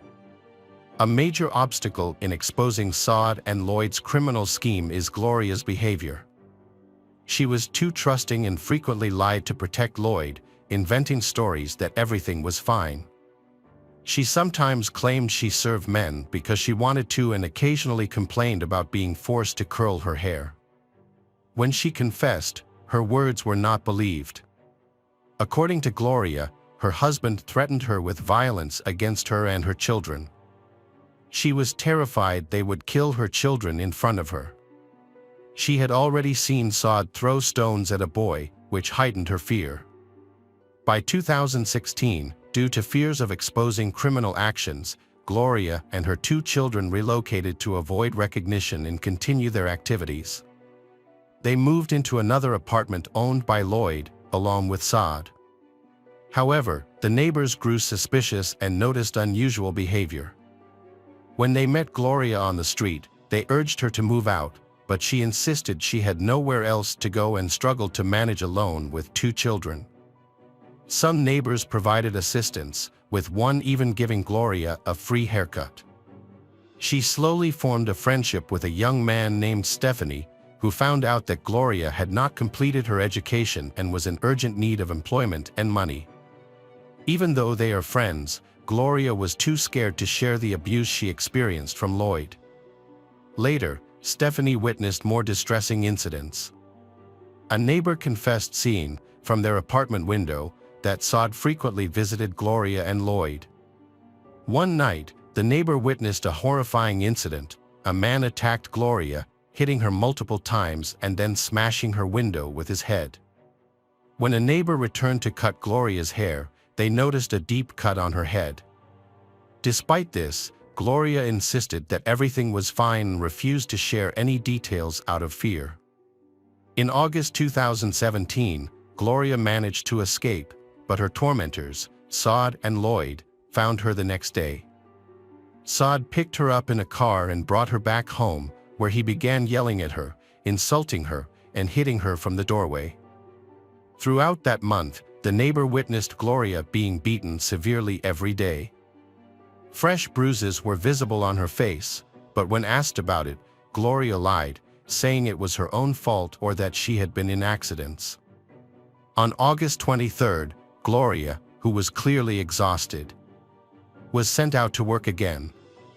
Security footage later revealed that Saad and Lloyd physically forced her into Lloyd's car. Once inside, Saad struck her 3 hard blows to the face. He initially planned to circle the car and get into the driver's seat, but unexpectedly turned back, opened the door, and hit Gloria several more times. It seemed that she had tried to resist her tormentors again, refusing to comply with them. As a result, they coerced her into submission. Gloria was taken away around 3 p.m. A few minutes later, surveillance cameras at a nearby store captured her buying a chocolate bar. This was the last sighting of her. Witnesses, including the store clerk, reported that she appeared severely beaten, but when asked what had happened, she refused to answer. Despite her injuries, Gloria refused to accept help from others and continued to work on the street until the evening. Around 7:30 p.m., Saad and Lloyd returned in a car, this time accompanied by children, and she was made to sit in the back seat. Again, they took all her earnings for the day. Saad counted the money, ignoring the amount Gloria spent at the store, and scolded her for her low earnings and unexpected expenses. This upset Saad, and he stopped the car in a dark area, pulled Gloria out, twisted her arm behind her back, and delivered several heavy blows to her stomach. These blows later turned out to be fatal. Immediately after the assault, Gloria started choking and lost consciousness, prompting her attackers, Saad and Lloyd, to attempt first aid through artificial respiration. However, their efforts were futile, and Lloyd called for emergency services. Meanwhile, Gloria's children, aged 3 and 5, were in a panic, crying for their mother. Tragically, Gloria was already beyond saving, and officials confirmed her death at the scene. The young mother Gloria was brutally killed in front of her children. Her suffering lasted over a year and a half before it finally came to an end. Afterward, Saad and Lloyd brought the children to their grandmother's house, where Gloria had lived for many years. There, they met with a social worker, and they made up a false story in an attempt to distract the police during the initial investigation. They fabricated a tale that claimed Gloria was using a banned substance and had fled, stating they found her in that condition without knowing what had happened. Eventually, law enforcement discovered the truth behind their fabricated account. The next day, Gloria's eldest child sought shelter from a social worker to request help and asked if he could share a secret. This secret appeared to be very traumatic, as the child clenched his fists in anger and helplessness, tears welling up in his eyes. He cried out that they had killed his mother, Gloria. Once he calmed down enough to speak, he told the social worker that Lloyd was actually very harmful. His face was filled with terror. After sharing a brief account, the boy stopped talking out of fear.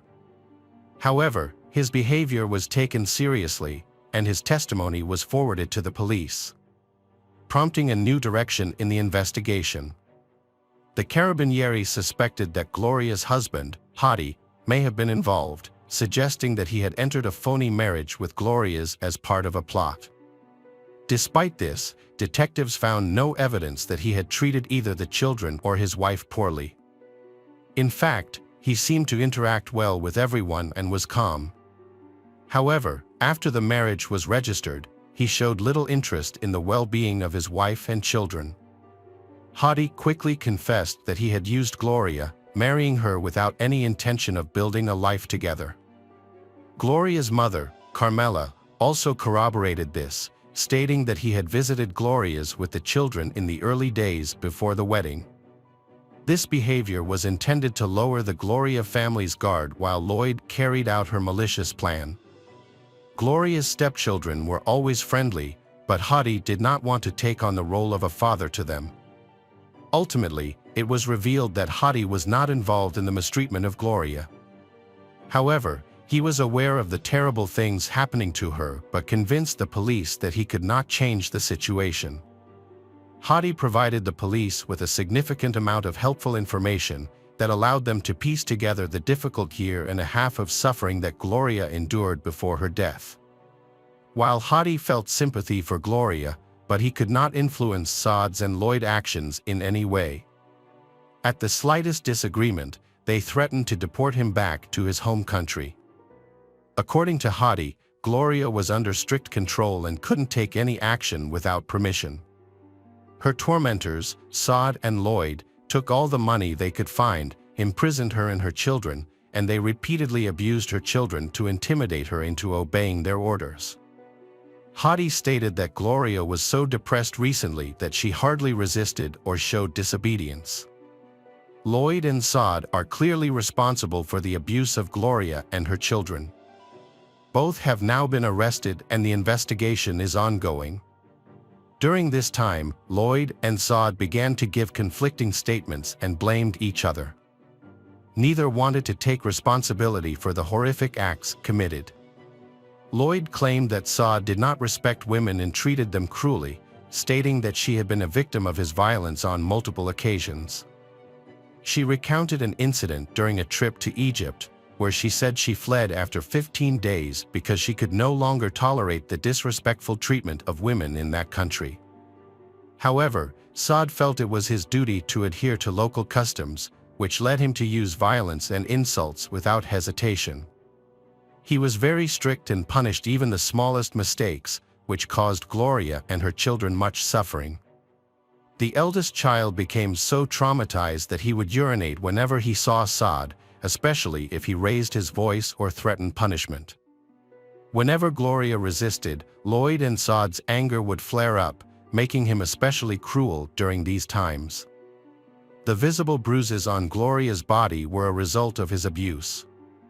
Although Saad tried to blame Lloyd for the situation, Saad described Lloyd as cruel and unfeeling, claiming she enforced strict discipline on her niece, Gloria.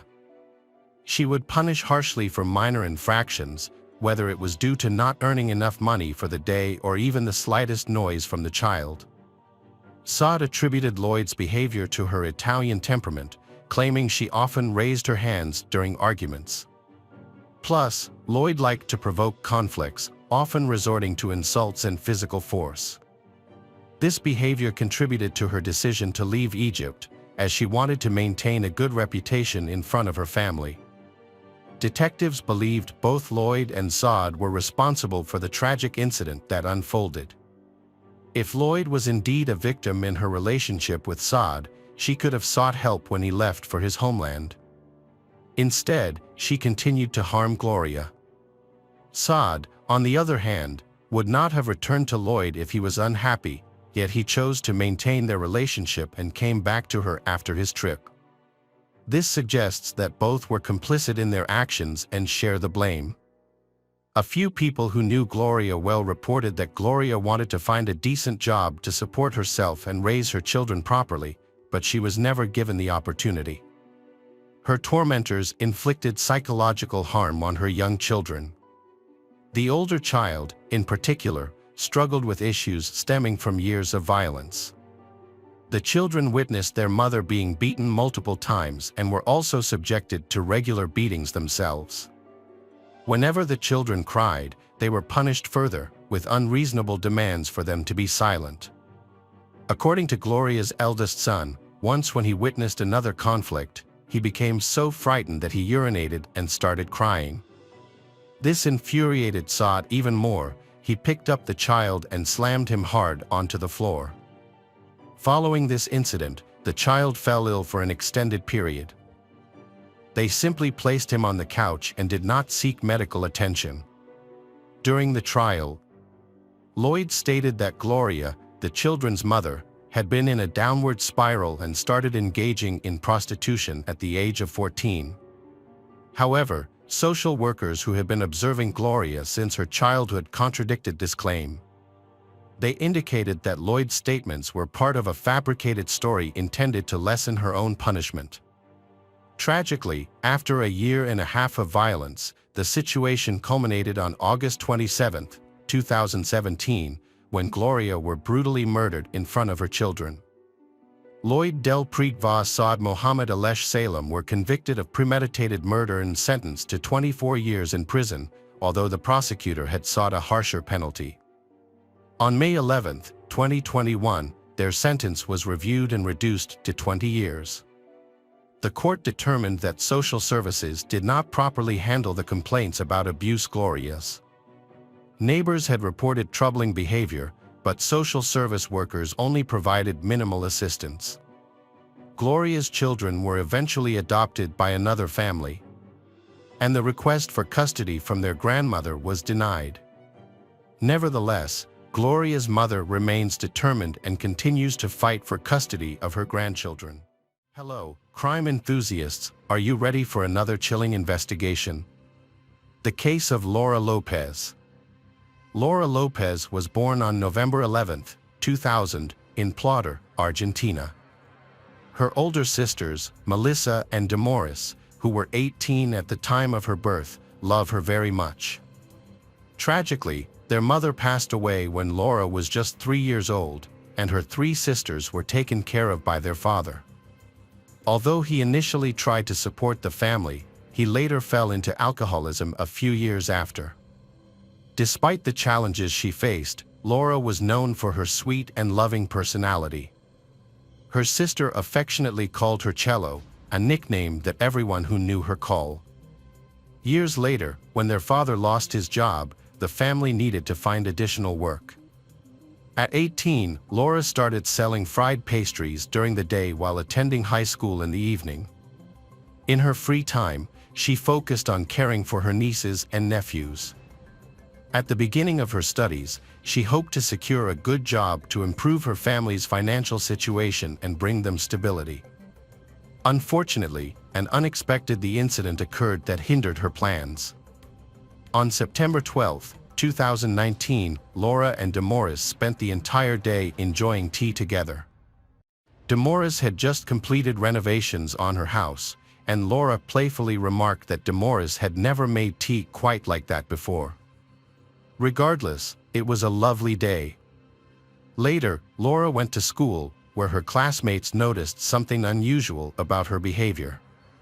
She decided to sit at the back of the class instead of her usual seat and left shortly after 20 minutes, when the lesson ended.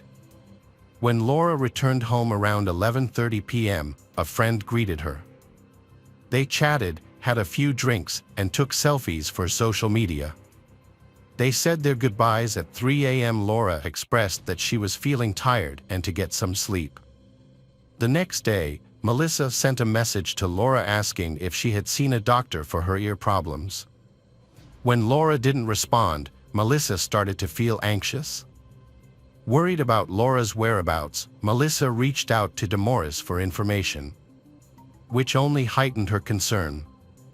After hours of searching, Melissa and Demoris went to the police station for help. However, they were told they would have to wait 48 hours since Laura was last seen before they could file a missing person report. The officers thought Laura might have had a boyfriend, since it is common for teenagers to encounter situations like this. On Saturday the 14th, the police received a report, and they initiated a search, but unfortunately, it was too late. On Sunday the 15th, two fishermen working in the El River's breakwater area, just 15 kilometers from Laura's home, noticed something unusual. They remained calm until they discovered a young girl's body floating in the water, with limbs and a skull. They quickly contacted the authorities to report their find. When the officers arrived, they saw that the attack had been extremely violent and it was clear that the attacker was skilled with knives. The detectives were actively looking for clues in the crime scene. They found a fabric bag, leggings, and underwear in the river, but they were completely destroyed. During their investigation, they also discovered 2 rings and, after searching the riverbed, found a knife stained with blood. The officers contacted Laura's family, and when Demoris arrived at the location, she quickly identified the clothing as Laura's belongings.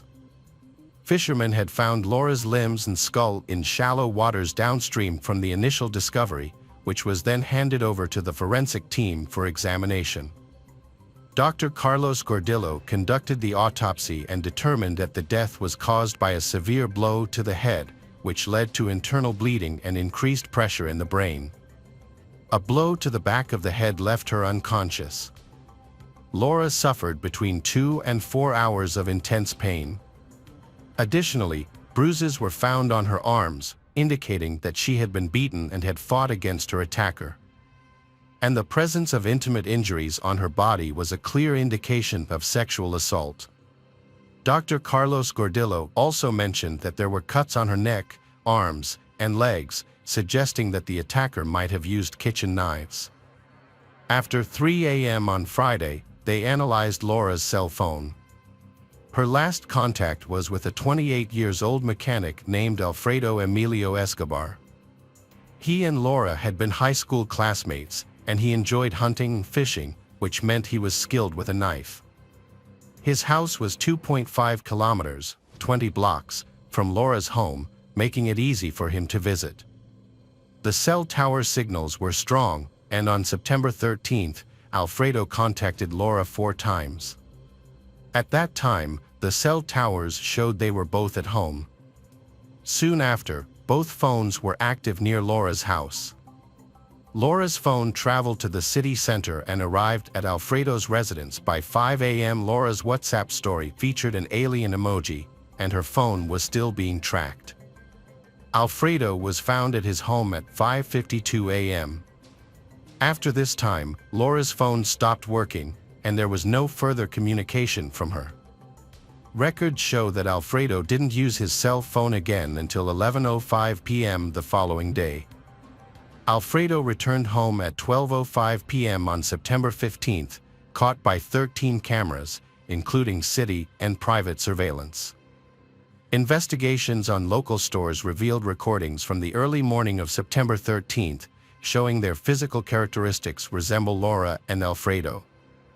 Laura's then mobile phone was moving, and Alfredo was undoubtedly the only suspect in this case. During the investigation, one of the agents recognized Alfredo, recalling and meeting with him a year ago on Highway 22 while traveling to meet family in the towns of Nguan and Plotier. At that time, a young man had crashed into a patrol car while driving over 80 kilometers per hour. He refused arrest, leading to a lawsuit. Alfredo was about to go to court for that incident, but now he faces more serious charges. At 8:30 a.m. on September 17th, a police patrol was stationed about 30 meters from Alfredo's residence.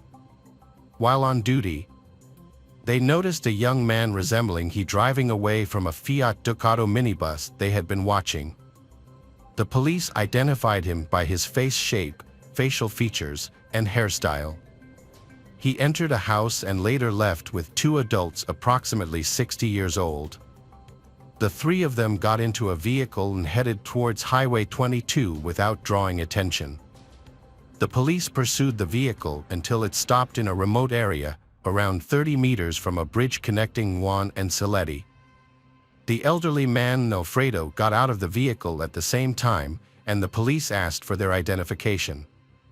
He was with his father and another man, while his mother stayed in the car. It was clear they were trying to leave the city. Alfredo agreed to the identification process but appeared nervous. Soon after, he was taken to the police station and his car was impounded. He underwent a medical examination, which revealed swollen areas on his right knuckles, indicating he had used them to punch.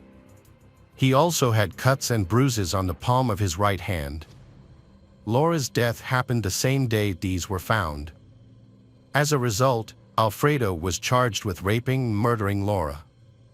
Despite a request to remain silent, he was detained for 6 months over concerns he might escape or obstruct the investigation. On September 1st, a search warrant was executed at the Estrada Street residence where the Alfredo family lived.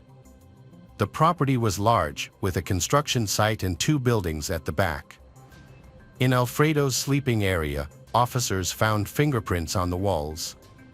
Using luminol to test them revealed blood stains. A blood-stained cloth was also found during the search. The situation escalated when officers went to the building behind the residence and found blood spots on the crumpled vegetation. Blood was also detected on the gates, the right handle of a cart, and at one end of an infrared emitting device. This location was where the fatal blow that killed Laura occurred. The search team collected blood samples for comparison and found that both Laura's and Alfredo's blood were present. The fluid found on Laura's body was examined through DNA analysis. Alfredo's lawyer said the rape charges should not have been brought before the test results were available. However, the results were released shortly.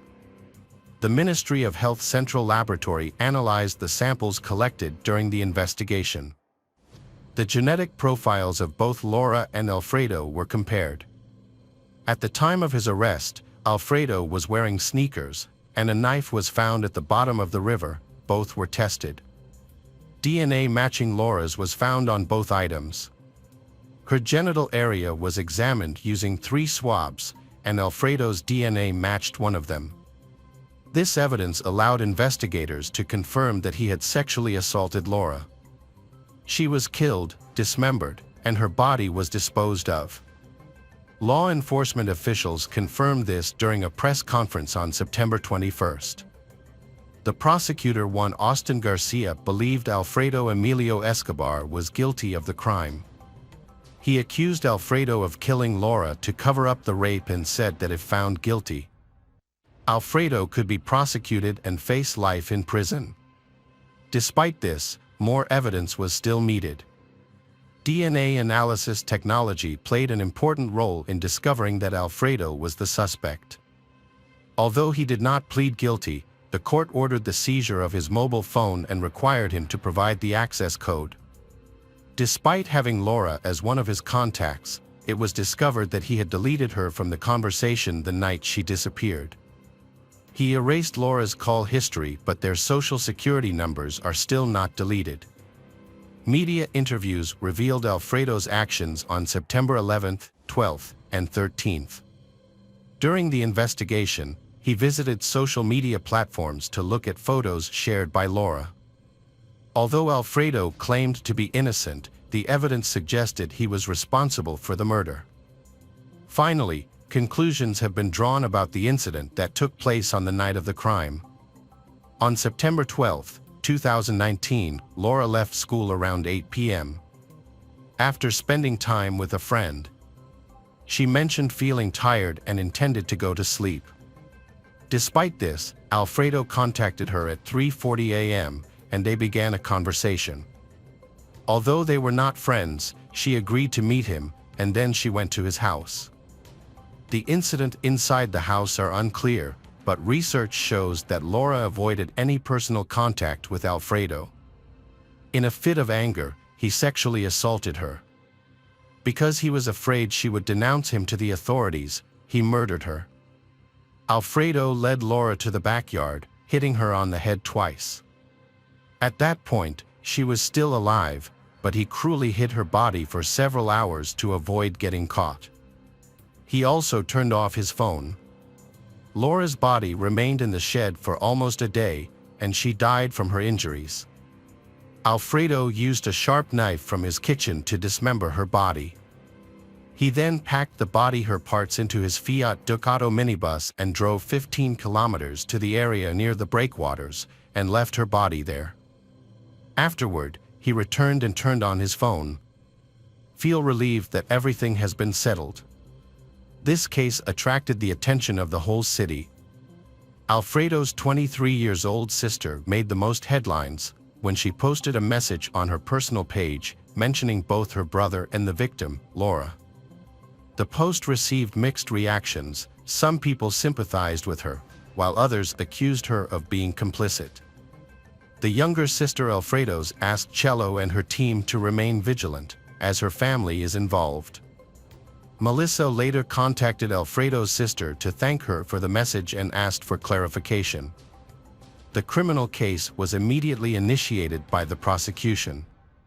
The initial court hearings were held at the Provincial Legislative Assembly.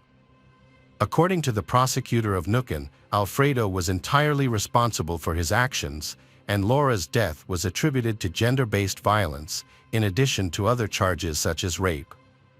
In the same hearing, the experts who were involved in analyzing the clothing found in the case, the Rivera, along with the remains and evidence discovered at Alfredo's house, provided their testimony. Florencia, Laura's closest friend, was an unexpected witness. She explained that Alfredo had been messaging Laura for months, inviting her to meet for drinks and socializing. However, they had never met before. Florencia had known Alfredo for 5 years and was aware of his bad reputation. His house frequently hosted parties filled with alcohol and drugs, and intimate acts shared publicly by couples. Florencia had repeatedly advised Laura not to get involved with he, but she consistently ignored. The defense asked why Florencia had not suggested Laura blocking Alfredo's number. Florencia responded that Laura had made that decision and she did not want to interfere in Laura's life. While Florencia was on the stand, a video from security cameras from the day Laura disappeared was shown. In the footage from around 4 a.m., 2 people can be seen on opposite sides of the screen, heading towards the city center. Florencia admits that it was Laura, stating that her sneakers, jacket, and manner of walking were unmistakable. She also recognized Alfredo. The testimony of Alfredo's friend revealed his impulsiveness when the judge accused him of infidelity. His behavior was characterized by substance abuse and womanizing tendencies. Alfredo's ex-partner, also present in court, stated that their relationship ended badly years ago. She reported him to the authorities because she believed he had stolen from her house and taken money. When she met him to ask for the money back, he chased after the friend who accompanied her. After reviewing the testimonies, Alfredo tried to defend himself. He claimed that his friend, who sold him illegal drugs, was the real culprit. He said that he had been unconscious during the incident that night. He told the local media that he did not commit murder. He explained that he was intoxicated that night, and his friend was also under the influence of drugs at his residence with Laura. When he heard a scream from one of the rooms, Alfredo went to check it out. Seeing blood, he cleaned it up and helped his friend hide the body. In the end, the truth is what truly matters. Despite the lack of evidence, the statement was not confirmed. Alfredo was the only suspect. In his speech, The prosecutor stated that Alfredo took advantage of betraying Laura's trust due to his familiarity with her. He was responsible for the cruelty of his actions and the gruesome method of disposing of the remains. Alfredo Emilio Alfredo was convicted of the rape and murder of 18-year-old Laura Lopez after a jury deliberated for just 40 minutes. This charge is made more serious because it involved an attempt to conceal the attack. The issue of gender violence played a role in the case, leading to him receiving a life sentence without the possibility of release. Hey detectives! Welcome back. We've got another mysterious case to explore. The case of Lisa Harnum. Lisa Harnum was born on June 12, 1981, in the Toronto suburbs of Canada. She was the second child in her family, raised by her single mother, Joanna, along with her older brother, Jason. The two siblings were extremely close, but their father's departure when they were very young left them with no memories of him. Growing up, Lisa was a lively and driven young girl with a strong passion for sports. She spent much of her childhood actively in various activities with her brother, including martial arts and team sports like soccer and volleyball. However, her true love was ballet.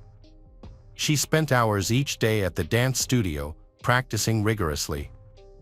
As she was naturally tall and slender from a young age, she initially seemed suited for ballet.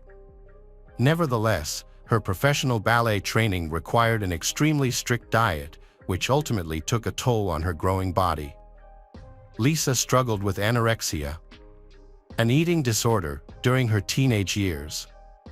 She initially kept her condition a secret, believing she could handle the problem on her own. However, as her weight dropped to a critically low level, her mother intervened and admitted her to a clinic for treatment. Lisa spent several months in rehabilitation, focusing on regaining her health and weight. After completing her high school education, Lisa pursued her passion for dance and decided to explore a career in the beauty industry.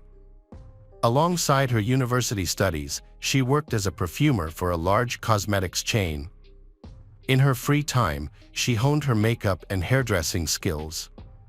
In 2005, after celebrating his 24th birthday, Lisa felt an overwhelming desire for change.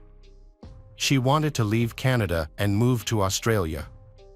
Two primary reasons drove this decision. She craved a warmer climate and was eager to explore the world. To make the move possible, Lisa obtained a one-year work visa and traveled to Australia. Her mother accompanied her initially, staying for the first few months to ensure Lisa settled into her new surroundings.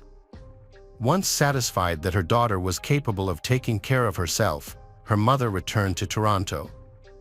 Lisa made the decision to stay in Sydney permanently after her initial visa expired.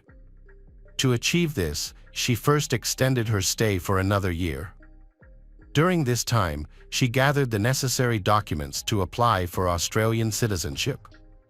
Outside of work, Lisa faces her own personal problems. Due to not having a father figure in her childhood, she often found herself attracted to older men. She often seeks concern from more mature men. Lisa's personal and professional life began to fall into place when she landed a job at a Sydney cosmetics company in 2006. She soon started dating a coworker who was nearly twice her age. As their relationship progressed, they decided to move in together, and Lisa relocated to his apartment. A few months later, they took the next step, and Lisa introduced her boyfriend to her mother and brother. And they accepted her choice. The couple traveled extensively, visiting destinations like the Seychelles and Paris, and even attending Rio de Janeiro's famous carnival. At one point, the man proposed to Lisa, and she happily accepted. However, their engagement was short-lived. About a year later, the couple broke up. While Lisa didn't reveal the specific reasons for their split, but she hinted that their age difference was a major factor. In 2010, Lisa completed her education at the Sydney College of Stylists. She secured a job as a hairdresser at a well-known beauty salon, where she quickly gained the respect of her colleagues and the trust of her clients. During this time, Lisa starts dating a new boyfriend. However, it came to a swift end when she discovered he was married. As she didn't want to damage someone else's family, she ended the relationship promptly. Before the breakup, he introduced Lisa to a businessman named Simon Gitney at a party. Unfortunately, this introduction had severe consequences for Lisa. Simon Gitney was born in December 1973 in Maryland to an immigrant family from Lebanon who held strong religious beliefs. His parents raised Simon and his 5 siblings with a firm hand. Despite this, Simon struggled with managing his emotions from a young age, frequently experiencing intense anger outbursts and displaying possessive tendencies. He could not stand rejection and often resorted to violence. Simon's behavior eventually landed him in trouble with the law. Simon's first experience in jail occurred when he was 18 years old. He showed up at his ex-girlfriend's workplace and began harassing her, prompting the store owner to intervene and throw him out. Undeterred, Simon returned with friends and attacked the store owner. Simon physically assaulted him. As a result, Simon was jailed, but only served a short sentence and was eventually released on bail due to good behavior. 3 years later, Simon was arrested again, this time for robbery. Then he resisted arrest. A physical altercation broke out and he bit off part of a police officer's ear. This act put him at risk of a serious prison sentence. Fortunately, the pastor of his family's church intervened on his behalf, which led to Simon serving only a year and a half in prison. Years later, in 2000, Simon got into trouble with the law once more. He was arrested for possessing and distributing illegal substances. Despite the severity of the crime, but he received a relatively lenient sentence and served only 2 years. After his release, Simon appeared to turn his life around. He relocated to Sydney and co-founded a successful luxury women's shoe business with some friends. The business generated a substantial and steady income, quickly making Simon wealthy. He purchased a luxurious home in an upscale neighborhood and a high-end vehicle. Simon made a concerted effort to conceal his troubled past from those around him, including roommates and romantic partners. Simon and Lisa had exchanged numbers at a party, and he soon followed up with a call. They started with casual conversations. But over time these talks developed into a romance. In January 2010, Lisa confided in Simon about her dissatisfaction with her current living situation. She expressed a desire to rent an apartment in a different neighborhood. Simon generously offered her a temporary place to stay in his luxury apartment, rent-free, while she searched for a new home. Despite initial reservations from Lisa's mother, Joanna, Lisa reassured her that the arrangement was temporary and that she and Simon were just friends. At the time, Lisa assumed Simon was gay because he takes great care of his looks and used piercings, but this assumption proved to be incorrect. For the initial 2 months, Simon maintained a reserved distance from Lisa. They lived in separate rooms, and there wasn't even a hint of intimacy between them. However, but over time, they became closer, the so-called spark burned, and they started dating.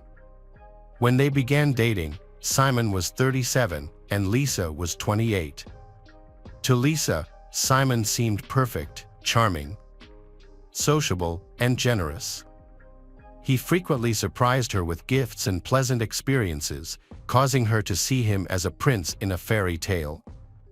As a couple, they began attending social events together, especially at an elite sports club that Simon frequents. Lisa genuinely believed she had found her soulmate and was convinced that she would spend the rest of her life happily with Simon. She happily shared her feelings with her mother, brother, and friends, but she remained oblivious to the fact that her fairy tale would soon come to an end.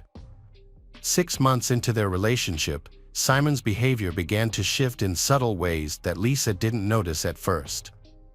Unaware of the manipulation, she thinks that Simon is doing everything just for her good. However, he slowly isolated her from her friends and family, disregarded her personal boundaries, and attempted to alter her perspectives, tastes, and behavior to align with his own desires. In June 2010, shortly after Lisa's 29th birthday, Simon started pressuring her to leave her job at the beauty salon. He said that she wasn't appreciated there and she could find a higher-paying job elsewhere. However, Lisa enjoyed her work and had many loyal clients. She was also satisfied with her income and didn't see a reason to quit, so she refused Simon's suggestion. Simon was not satisfied with Lisa's decision.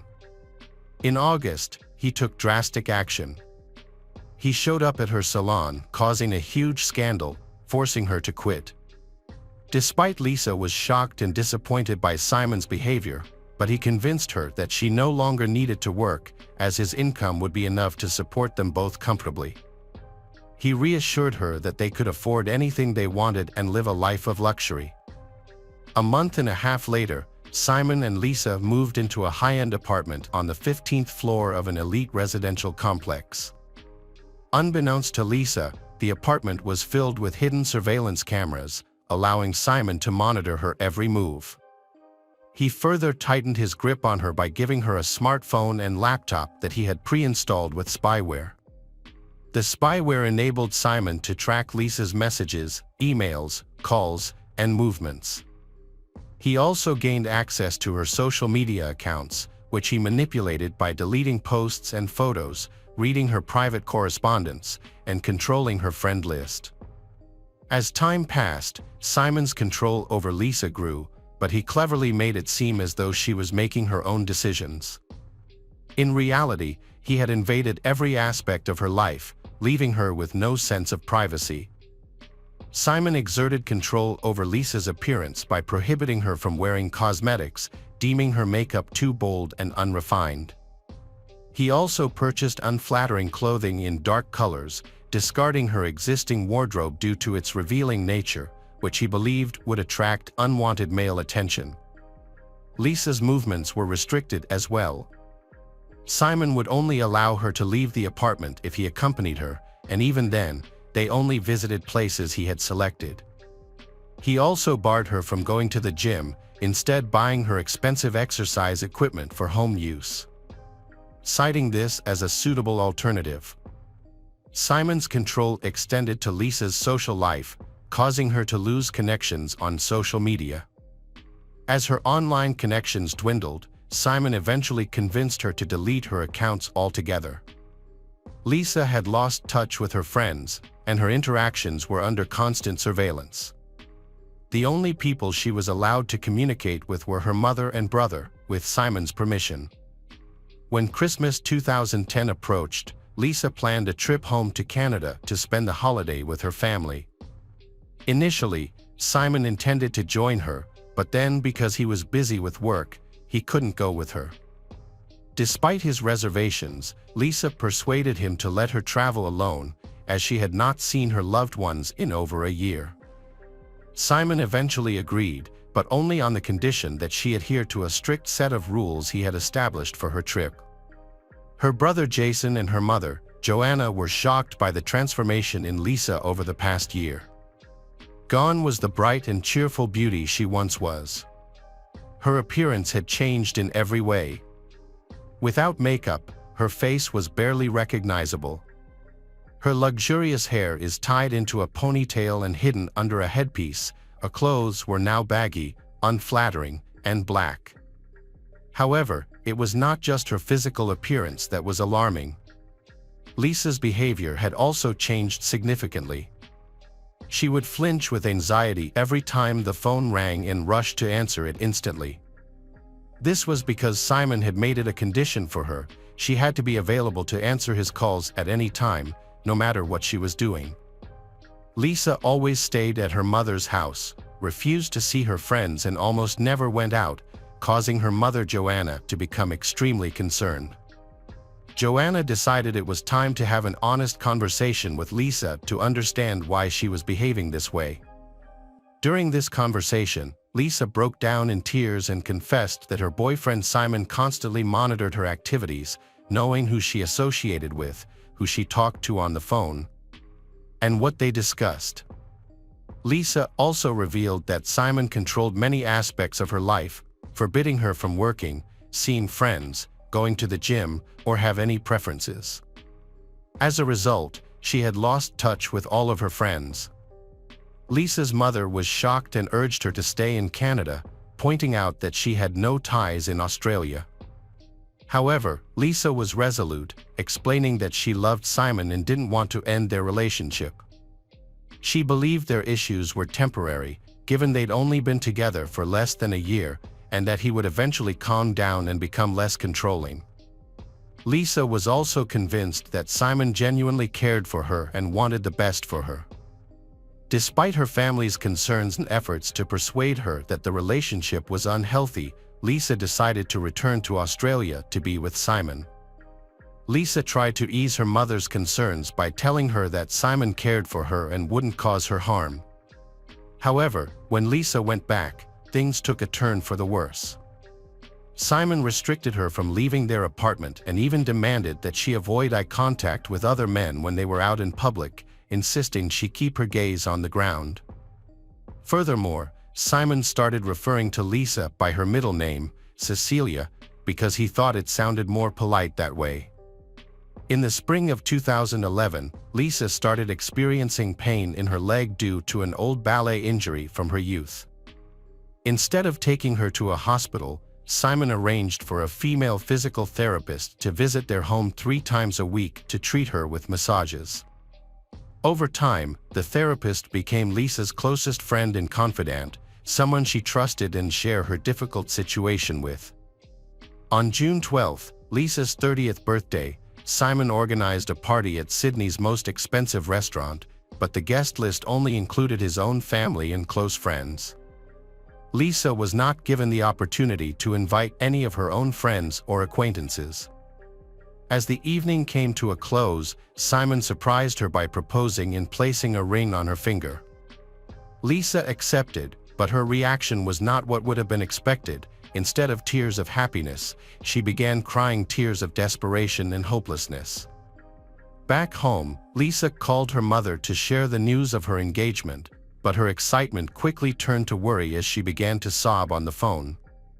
However, her mother, Joanna, was far from thrilled. Joanna immediately expressed her disapproval of the engagement and urged Lisa to end the relationship and return to Canada as soon as possible.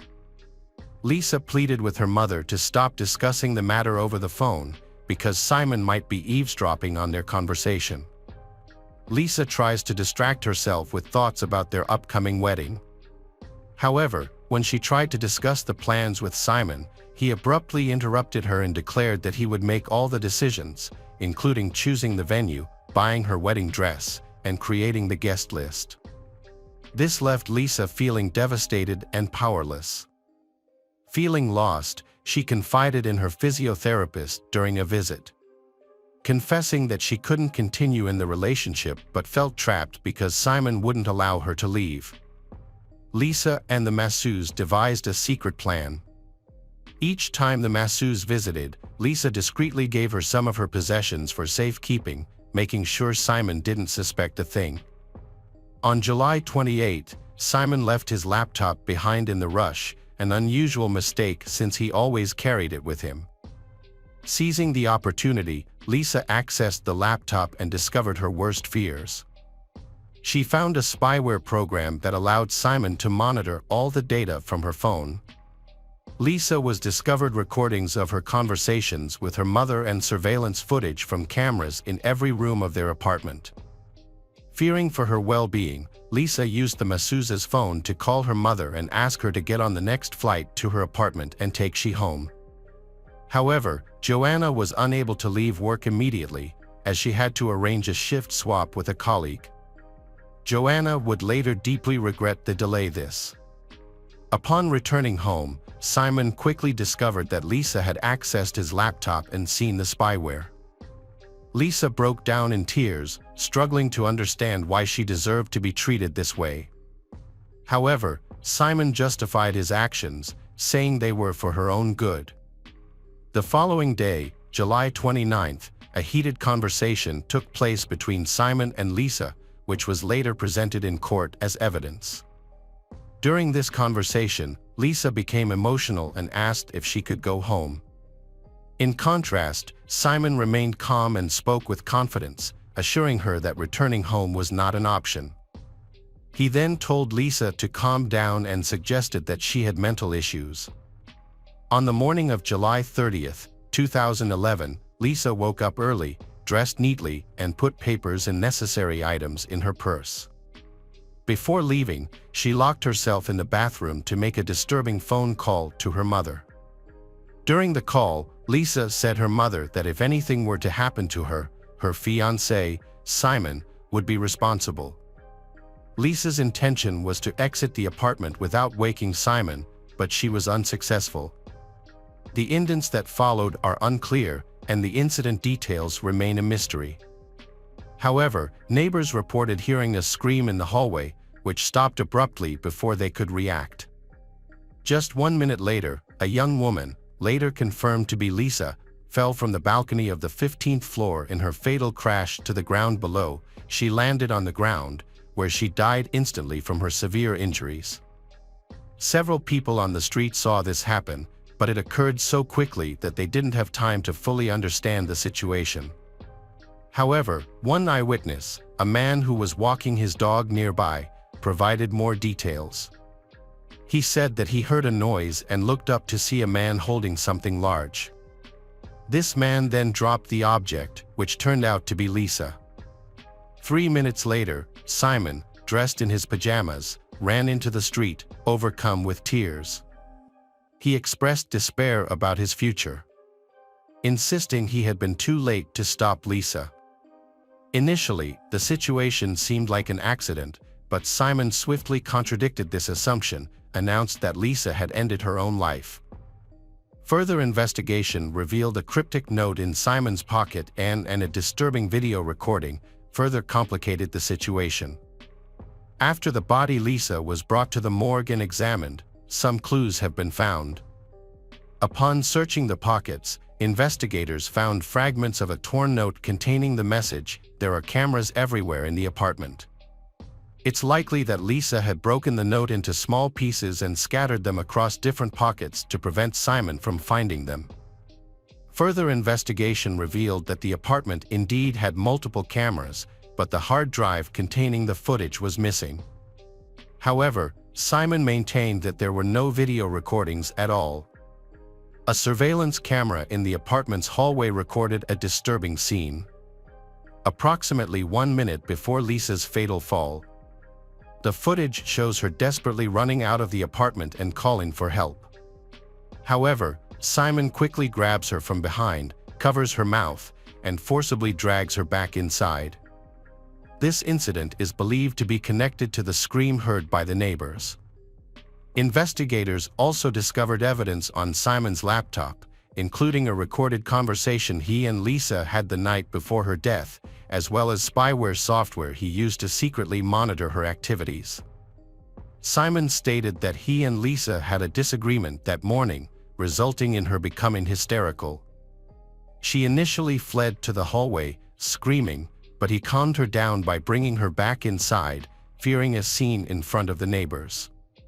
Moments later, as Simon was about to call Lisa's mother on the phone, Lisa went out to the balcony and fell. Simon claimed that Lisa once mentioned ending her own life, but he had not taken her threat seriously. He explained that his decision to install spyware was largely driven by his genuine concern for Lisa's well-being and safety. During the trial, Simon was accompanied by his new girlfriend, Rachel Louise, 22 years old, a model who bore a striking resemblance to Lisa. However, it was later suggested that Rachel simply wanted to make a name for herself through this case, so she was willing to talk to the press and appear on television, claiming Simon would never harm a woman.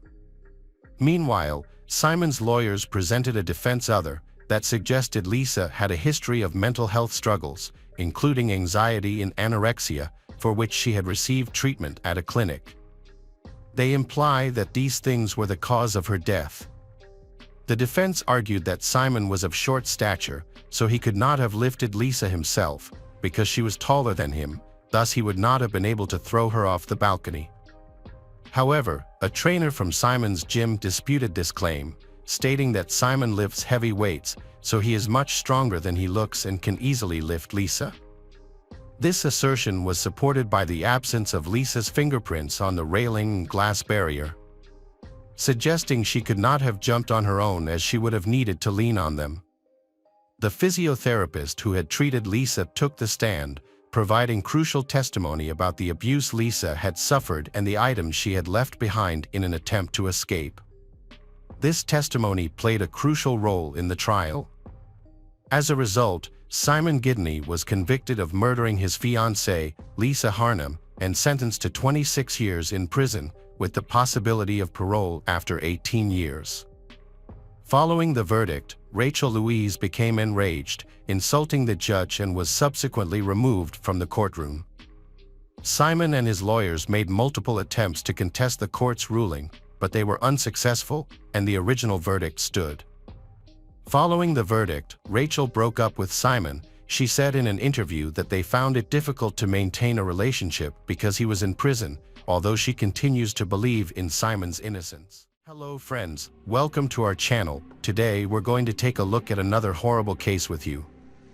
The case of Rowan Ford. Rowan Ford was born on April 11, 1998, in San Diego, California. When she was young, her parents divorced, and her mother, Colleen, moved with her to a small town called Stella, Missouri. Colleen later met a man named David, and they married. Colleen already had several children from a previous marriage, and soon after their marriage, she and David had a daughter together. Rowan has 2 older sisters and 2 older brothers, and they are very close. She enjoys spending time outdoors, biking around town, swimming, and pursuing her passion for painting. She also enjoys attending Sunday school at her local church, where she often volunteers to help children who are having trouble with their homework. In November 2007, when Rowan was 9 years old, she was in 4th grade at her local elementary school. Her mother worked the night shift at a store, while her stepfather was often at the farm during the day. As a result, Rowan was often left to fend for herself, which helped her become very independent. On November 2nd, she was home alone, as usual. Colleen went to work, and her stepfather had not yet returned from the farm. The next morning, around 9 o'clock, Colleen returned home from her night shift and checked Rowan's room, but her daughter was not there. She asked her husband if he knew where Rowan was, and he told her that Rowan had asked him if she could stay the night at a friend's house. He agreed without asking the friend's name, since their town was small and he wasn't worried about her safety.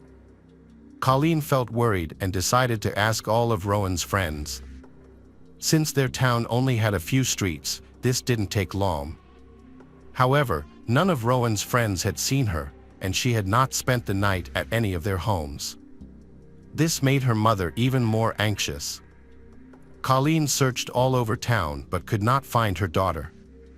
She finally returned home and told her husband that Rowan was missing. She asked him to contact the police to report the incident, but he assured her that everything was fine and that Rowan would be home soon. After waiting for a few more hours without seeing Rowan, Colleen decided to call 911 and take matters into her own hands. The local sheriff immediately organized a search operation. He went to Colleen's house to interview David, the last person to see Rowan before she disappeared. David said that he had been working on the farm with his co-worker Christopher that evening when Nathan, a mutual friend of theirs, came to visit. They decided to go to David's house to drink and play pool. They stopped by the store to buy some alcohol before heading to David's house, where they stayed for a few hours. That night, Christopher asked Nathan to drive him to a nearby town to pick up car. They convinced David to join them to continue their party. Before leaving the house, Christopher checked to see if Rowan was asleep in her room and found her already asleep. After David left with his friends, they stopped at a store to buy more alcohol and then went to Christopher's trailer, where they continued drinking for about an hour. David then decided to go home and asked Nathan for a ride.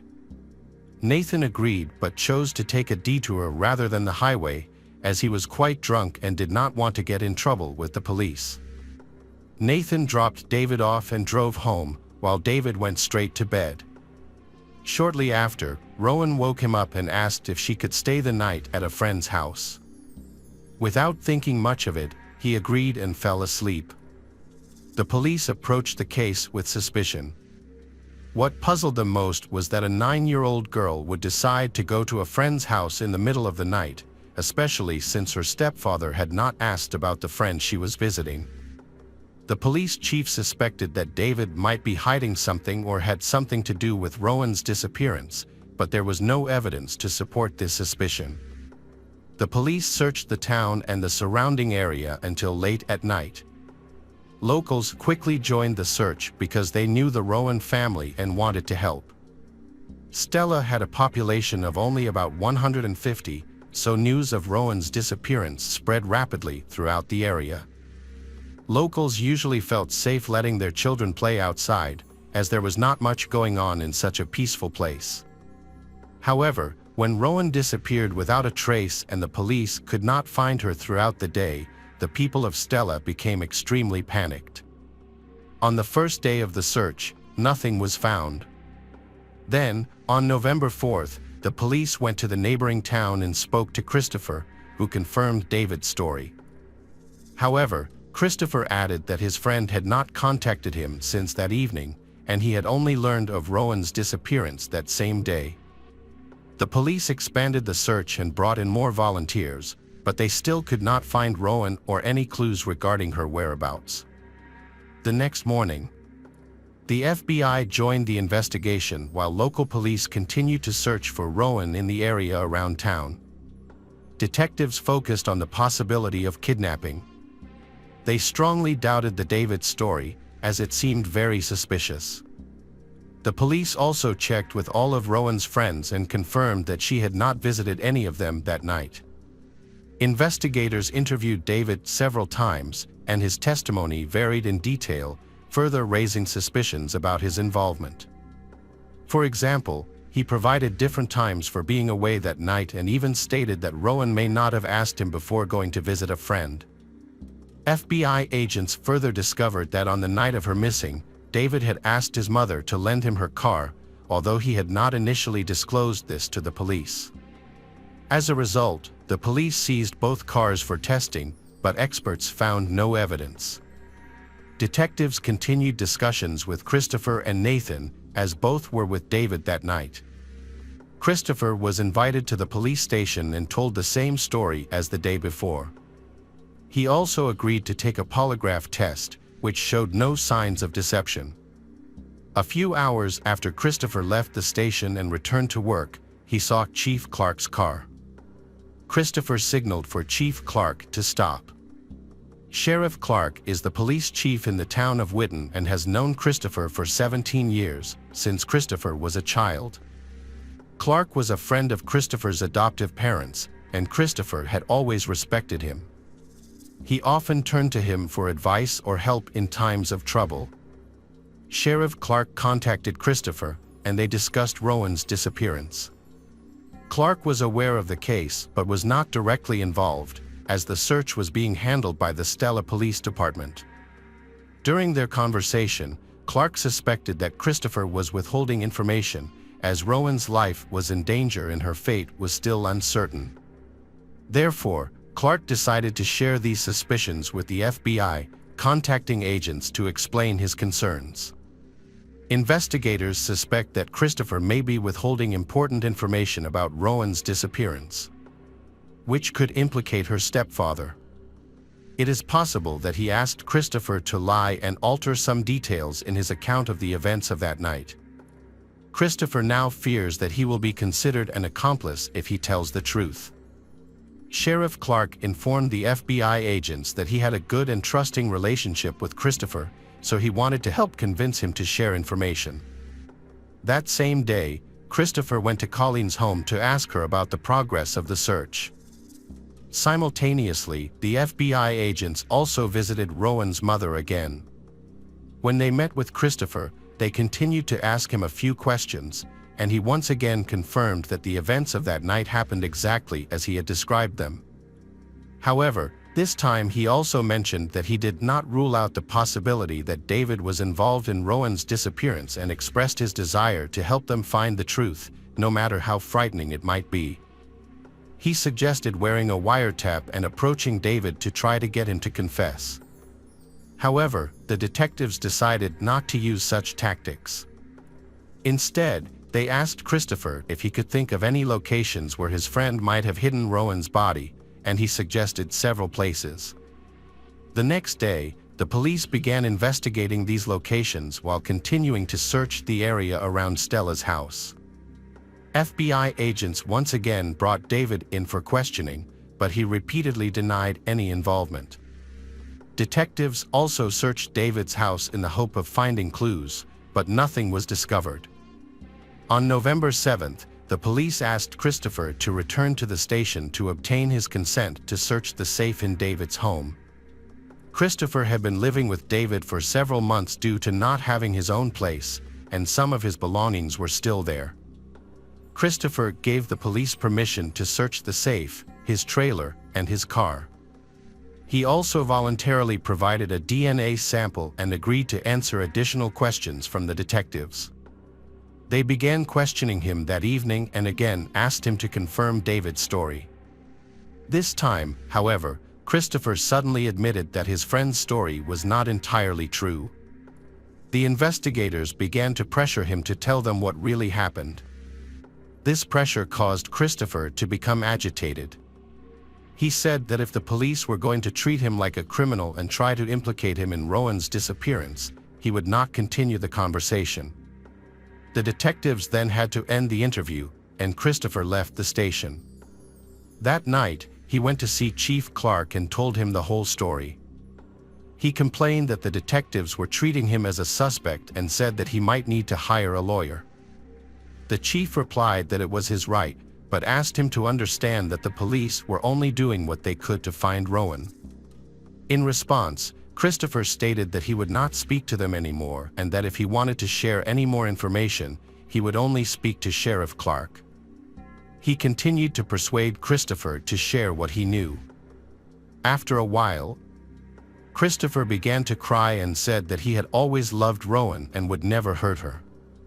During his time living in David's house, Christopher developed a close relationship with Rowan and the other children. They began to consider him a member of the family and even called him Uncle Christopher. Sheriff Clark realized that Christopher was about to reveal everything he knew. However, just as Christopher was about to share, someone came to the police station, causing Sheriff Clark to temporarily lose focus. Christopher then left the office without revealing what he was about to say. Sheriff Clark eventually contacted the FBI and informed them about the conversation. He explained that Christopher was willing to share most of what he knew, but warned that if he was pressed too hard, Christopher might refuse to talk and seek legal counsel. Clark offered to give Christopher time to think it over, and the detectives agreed. The search for Rowan continued the next day without success. However, the situation changed on November 9th, a week after Rowan went missing. Search parties found Rowan's body in a remote area near a town called Powell, about 10 miles from where Stella lived. The body was covered in leaves and debris, with only a sock remaining. Medical examiners determined that Rowan had been strangled and sexually assaulted. Shortly after the body was discovered, FBI agents contacted Chief Clark and asked him to speak with Christopher again, hoping he would reveal more information. The chief learned that Christopher had come to the police station earlier that morning when Chief Clark was not there and had informed other officers that he urgently needed to see him. The chief searched everywhere for Christopher but could not find him. Christopher then contacted Chief Clark himself. He expressed obvious distress and concern that he was being followed. He explained that after hearing about the discovery of Rowan's body, he had driven around town to calm down and had noticed a gray car following him. Chief Clark claimed to be unaware of any surveillance activity and asked to meet Christopher directly. When Christopher met with the investigators, he expressed concern for his safety.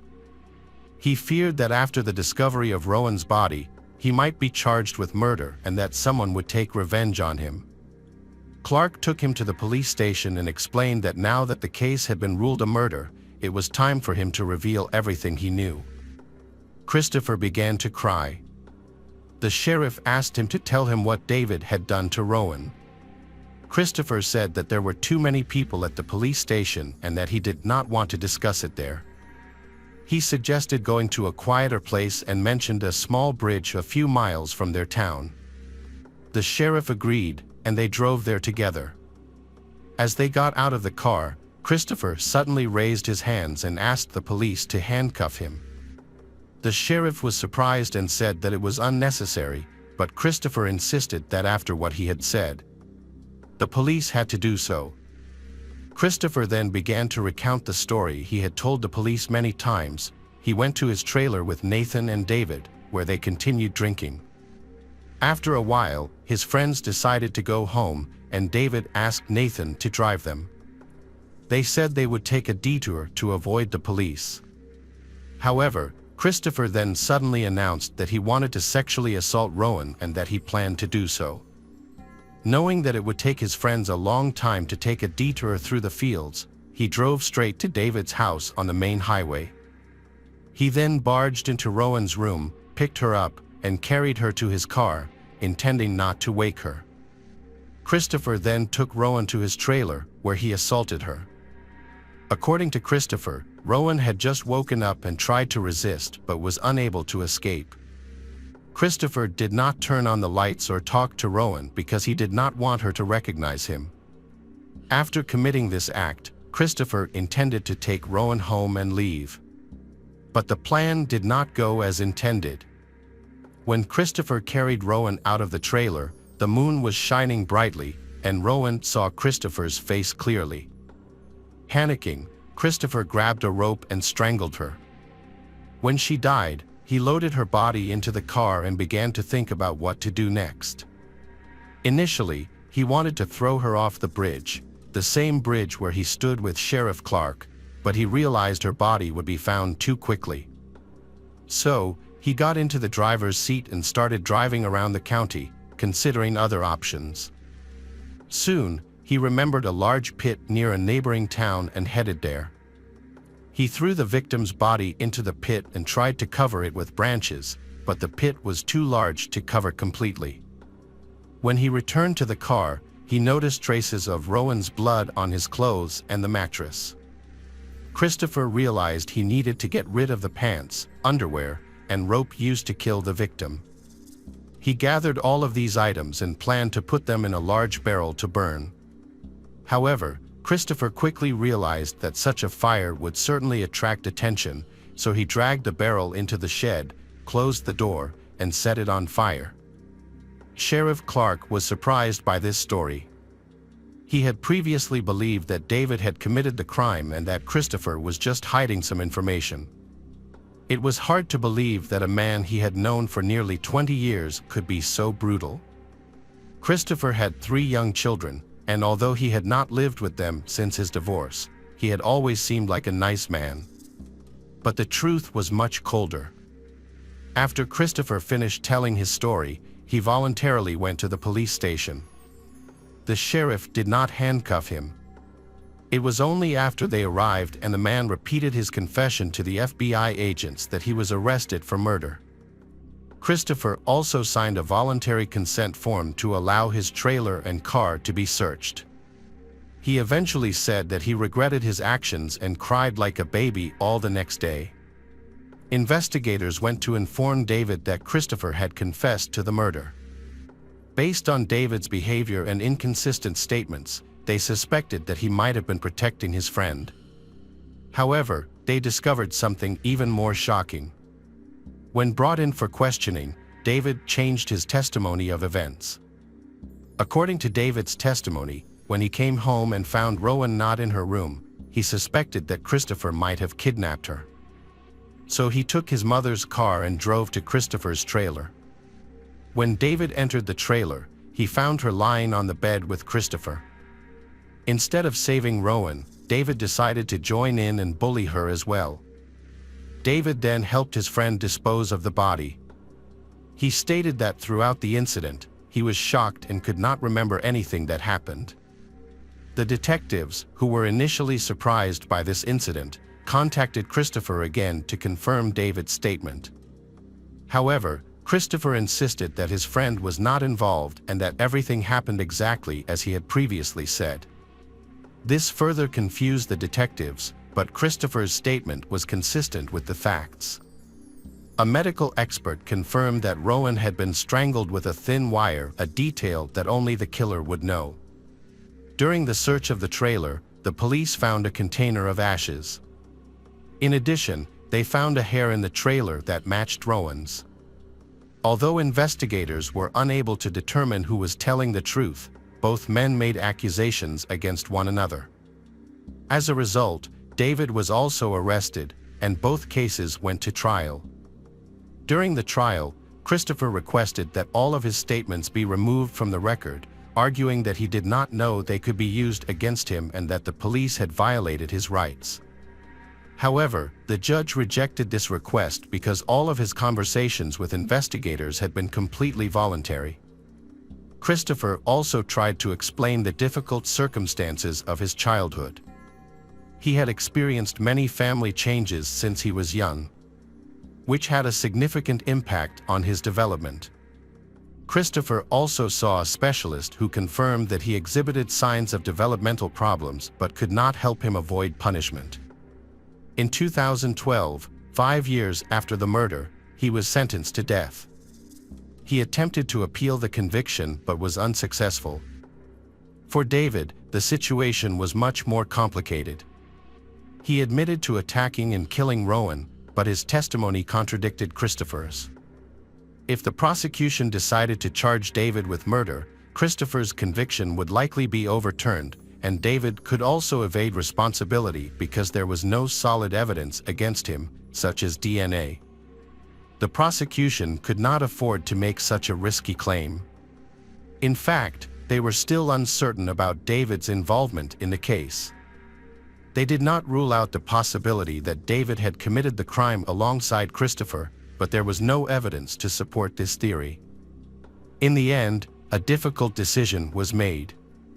To avoid the risk of overturning Christopher's conviction, they reduced David's charges to significantly lesser ones. David pleaded guilty to 2 counts, child endangerment and obstruction of justice. He was sentenced to 11 years in prison, with a minimum of 5 years to serve. Welcome back, detectives. Let's dive into another horrible case. The case of Chris Watts. Shanann and Chris Watts. The two met in 2012 and were both from North Carolina, with Shanann from Aberdeen and Chris from Spring Lake. They got married on November 3, 2012. Chris's parents, Cindy and Ronnie Watts, did not attend the wedding due to their strained relationship with Shanann. Cindy later explained that she didn't get along with Shanann and felt she treated her son poorly. After a year of marriage, Shanann and Chris made a significant decision to buy a new home in Frederick, Colorado. This move marked a new beginning for the couple as they started their life together in their new home. Shanann's lifelong dream of becoming a mother finally came true on December 17, 2013, with the birth of her daughter, Bella. 2 years later, on July 17, 2015, she welcomed her second daughter, Celeste. Those who knew Shanann described her as a kind and compassionate person who radiated love and positivity. She always strived to create the best life for herself and her family.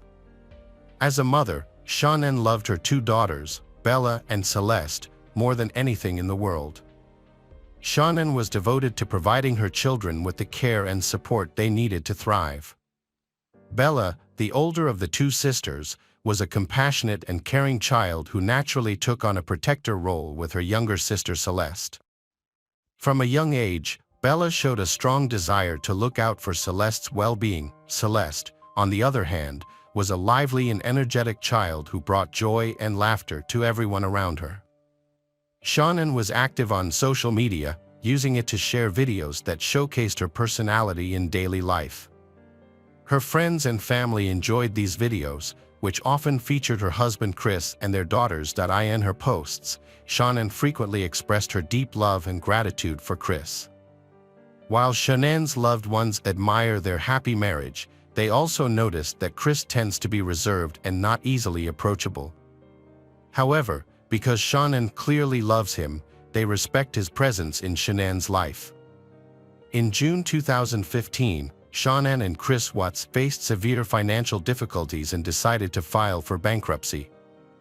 The couple struggled with a large mortgage, car payments, loans, and medical bills, in addition to a substantial amount of credit card debt. At the time, Chris worked at Anadarko Petroleum, while Shannon was employed at a hospital call center. A year later, in 2016, Shannon began a new career as a consultant for a multi-level marketing company called Rivera, where she sold a nutritional supplement called Thrive, which was delivered through a patch.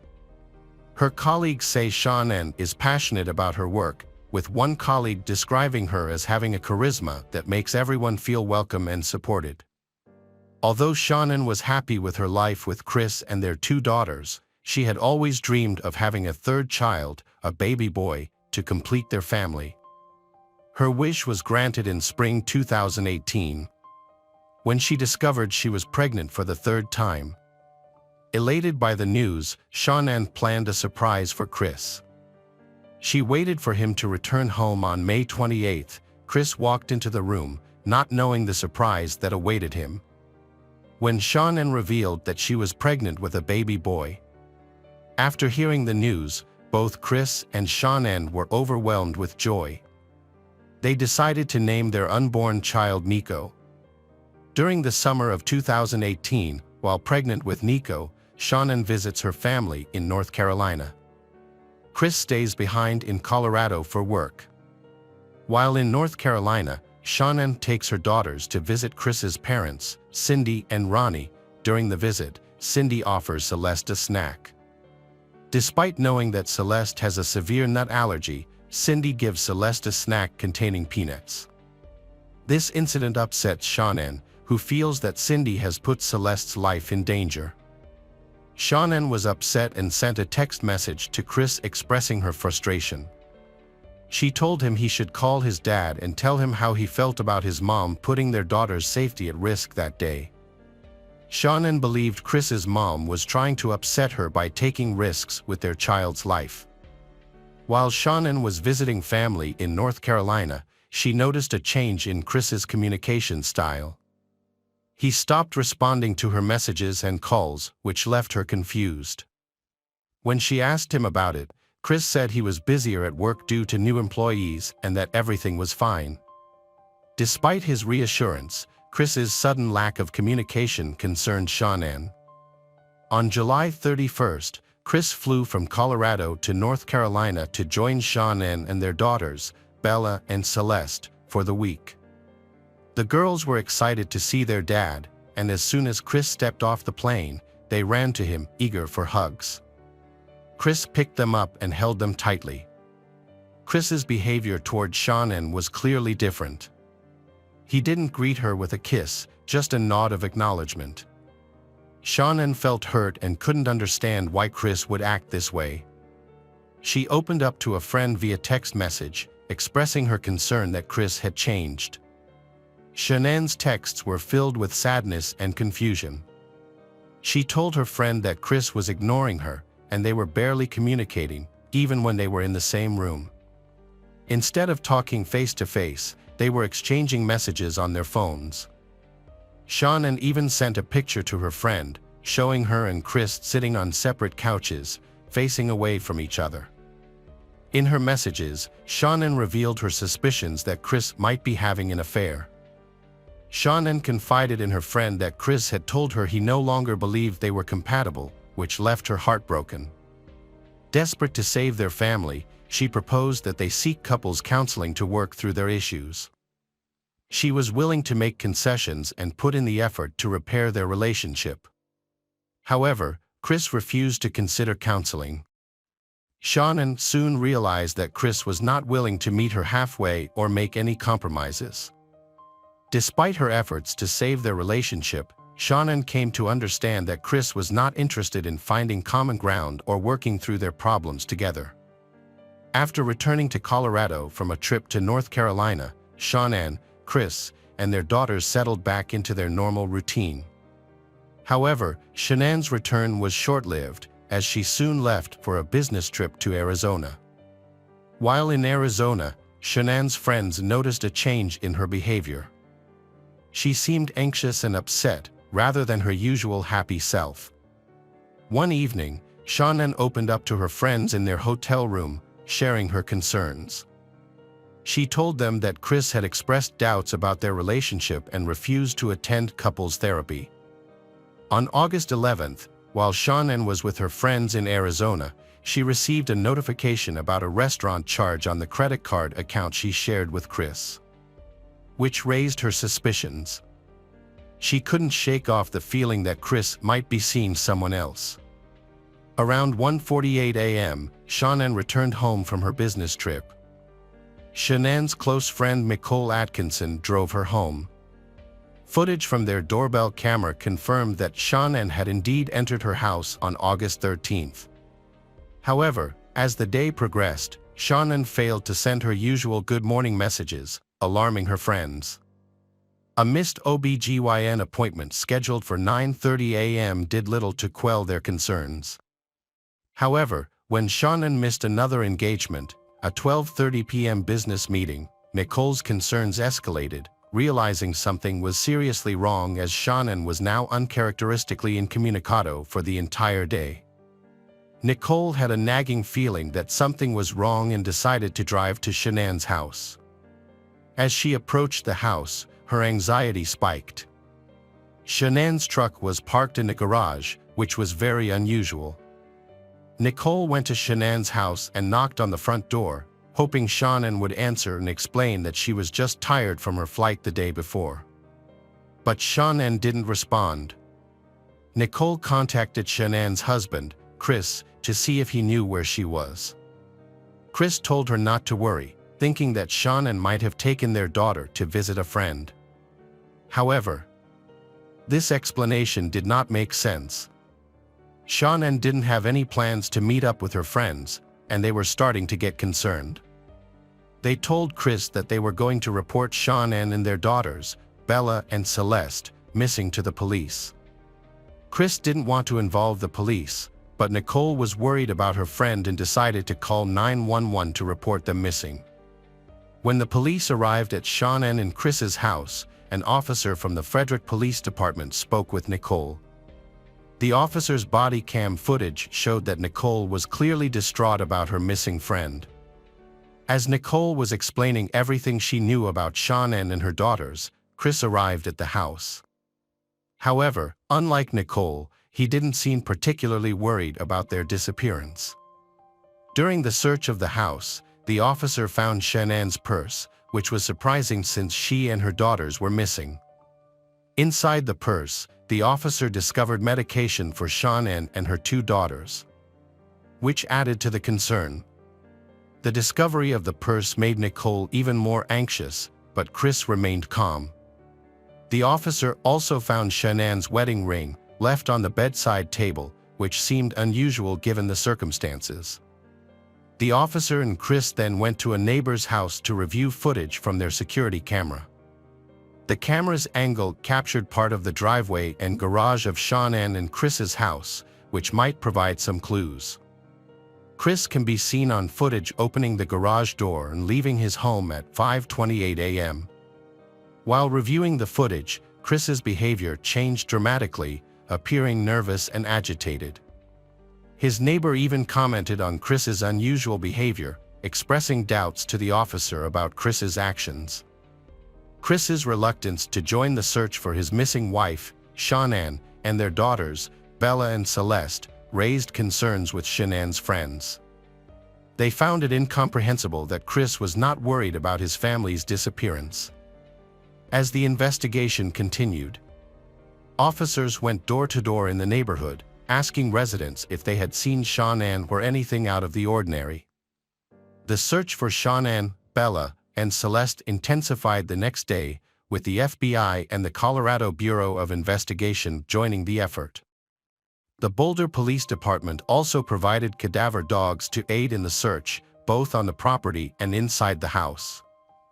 As officers searched the home, one handler observed that the house had a strong smell of cleaning solutions and appeared unusually clean. This sparked suspicion, prompting the officers to take a closer look. The presence of cleaning solutions suggested that someone may have attempted to conceal evidence or erase potential clues. Meanwhile, Chris gave an interview to a news station outside his home. He insisted that he and Shanann had not argued before she went missing and expressed his wish for his family to return home safely.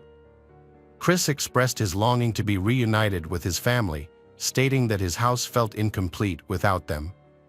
However, his behavior during the interview raised suspicions. Despite his emotional words, Chris appeared detached and unemotional, which puzzled those who knew him. Shanann's friends who watched the interview felt his behavior was inconsistent with his pleas for his family to return, and that only added to their concerns. On August 14th, Agent Coder interviewed Chris again. During the conversation, Chris suggested that Shanann may have taken the girls to a friend's house to relax. Meanwhile, the police department had received multiple reports of possible sightings of Shanann and her two daughters. Chris was shown various photographs, but he was unable to identify any of the individuals as his missing wife and daughters. Agent Coder also asked Chris about his marriage to Shanann. Chris claimed that he had never been unfaithful to Shanann and, to his knowledge, she had never cheated on him either. During an interview with Agent Coder, Chris exhibited suspicious behavior, frequently touching his neck with his hands. This caught Agent Coder's attention. The lack of updates from the authorities only intensified the family's desperation. After a 3-hour interrogation, Chris was released from the police department, but he was asked to return the following day, August 15th, for a polygraph test, to which he agreed. On August 15th, Chris picked up his father from the airport and then drove to the Frederick Police Department, where he was scheduled to take a polygraph test. The test was administered by Tammy Lee, a polygraph expert from the Colorado Bureau of Investigation. During the test, Chris denied any involvement in his wife Shanann's disappearance and claimed he had no knowledge of her whereabouts. However, his test results showed a score of -8, which was significantly lower than the -4 score needed to pass. This outcome led detectives to believe that Chris was responsible for the deaths of his wife and daughters. Tammy Lee, the polygraph expert, confronted Chris about his failed test results. Chris admitted to causing Shanann emotional pain, but denied physically harming her. He also confessed to having an affair with a coworker and expressed regret for his infidelity. However, he continued to deny any involvement in his family's disappearance. Later in the interview, Chris asked to speak to his father, Ronnie. The officers hesitated, worried that Ronnie's presence might cause Chris to ask for a lawyer. However, they let Ronnie into the interrogation room, hoping that Ronnie's presence might encourage Chris to confess. When Ronnie arrived, Chris told his father that he had killed Shanann, claiming that he did so because Shanann had harmed their daughters, Bella and Celeste. The detectives did not believe for a moment that Shanann had hurt her daughters. Chris eventually confessed to burying Shanann in a shallow grave at one of his work sites and disposing of the bodies of their daughters in oil tanks. Chris pleaded guilty to avoid the death penalty and was sentenced to life in prison without parole. At his sentencing hearing, the judge stated that Chris's crimes were the most inhumane and brutal he had ever seen. Hello friends, welcome to our channel. Today we're going to take a look at another horrible case with you, the case of Nicholas Billingham. Fiona Beale was a kind and friendly woman who was devoted to her job and adored by her students. She lived with her partner, 42-year-old Nicholas Billingham, in Northampton, a large town in England. Fiona and Nicholas had been together for 17 years and, like many couples, they experienced their share of highs and lows. Leslie, a friend of them, described them as content. Leslie recalled that she had thought Fiona was really nice. Leslie mentioned that they hadn't displayed overt affection but seemed happy. Nicholas's history with women suggested that his relationships were often short-lived. His relationship with Fiona ended abruptly in November 2021, but it wasn't due to the usual reasons. The breakup occurred after they were required to isolate themselves for 10 days. After the breakup, Nicholas maintained contact with his friends and family, revealing to his mother that he had left with a woman named Faye and was happy with his new life. Meanwhile, Fiona completed her 10-day isolation period, recovered, and eventually returned to work. She received supportive messages from her colleagues when she returned to work. However, the split had a lasting impact on her. By the end of February 2022, nearly 4 months after the breakup, her mental health began to decline significantly. The memories of Nicholas in her Northampton home became overwhelming, so she decided to move to Cumbria, a 200-mile distance from her previous home. On March 15, 2022, her family grew concerned after reading her text messages. Their worry prompted them to contact the police. The police found Fiona severely injured in a bath at her Lake District Lodge rental. Officer Josh Parkin testified in court that when he arrived, ominous music was playing from her phone, and he initially thought she was dead. Parkin described the scene, stating that he had found a completely naked female lying in the bath. Music was playing from a mobile phone next to her. He immediately called for an ambulance and suggested they try to get her out of the bath to administer CPR. She then became partially conscious. To check her responsiveness, he had pulled her ear firmly, and she had moaned, trying to turn over. They had sat her up, and she had become emotional. Parkin had discovered a blue leather-bound notebook with a logo on the front. A quick glance had revealed it was a personal document detailing her mental health struggles at the time. Fiona's notebook revealed a dark history of abuse and a sinister plot. She wrote about her husband Nicholas's cruel behavior, including spitting on her and threatening her during intimate contact. She started planning her revenge as Tulip 22, a reckless and ruthless alter ego. Fiona described how she planned and executed the murder, using a knife and an eye mask to carry out the crime. She hid the body in the bathroom and later moved it to the garden, where it was buried under multiple layers of materials. The police initially dismissed Fiona's notebook as ramblings, but upon re-examining it, they found disturbing details that led them to investigate further. They searched Fiona's house and found a blood-stained mattress in the cellar. On March 19th, forensic officers and a cadaver dog discovered Nicholas's remains in the garden, wrapped in carpet and buried under various materials. Fiona's notebook revealed her regret and apology for the crime, but also her anger and hurt towards her husband. The body was found with a sleep mask covering the eyes, bearing the phrase, "This is my morning after" face on the inside. The police spokesman described the scene as showing utter contempt, as the body was wrapped in cables, hose pipes, and plastic bags, mixed with debris from a building. An autopsy was conducted the day after the discovery. The results confirmed that the cause of death was a single stab wound to the right side of the neck, damaging the right jugular vein, esophagus, and trachea. The injury was inflicted with moderate force. Following the investigation, police arrested Fiona Beale on March 22, 2022, charging her with the murder of Nicholas Billingham. Nicholas's family was shocked and heartbroken when they learned of his death, particularly after discovering that Fiona had sent texts to them and Nicholas's friends from his own phone. Following the police investigation into Nicholas' death on November 1, 2021, it was discovered that Fiona attempted to cover her tracks in the days that followed. As part of her plan, Fiona claimed to infection, which would have given her a 10-day period of isolation, during which she would not be disturbed. Fiona's actions during this 10-day period were inconsistent with the severe symptoms she claimed to be experiencing due to the infection. On November 2nd, with Fiona using Nicholas's Amazon account, and later her own, to purchase various cleaning supplies, including products for Venetian blinds, a new mop and bucket, heavy-duty trash bags, a new mattress, bedding, clothing, wall art, and mirrors.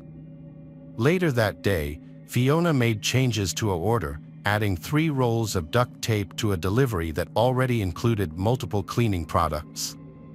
She also made a separate purchase at 2:19 p.m., buying heavy-duty gardening gloves, a stainless steel digging spade, and a garden incinerator.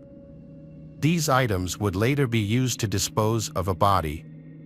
Nearly 2 weeks after Nicholas's death, Fiona went shopping again.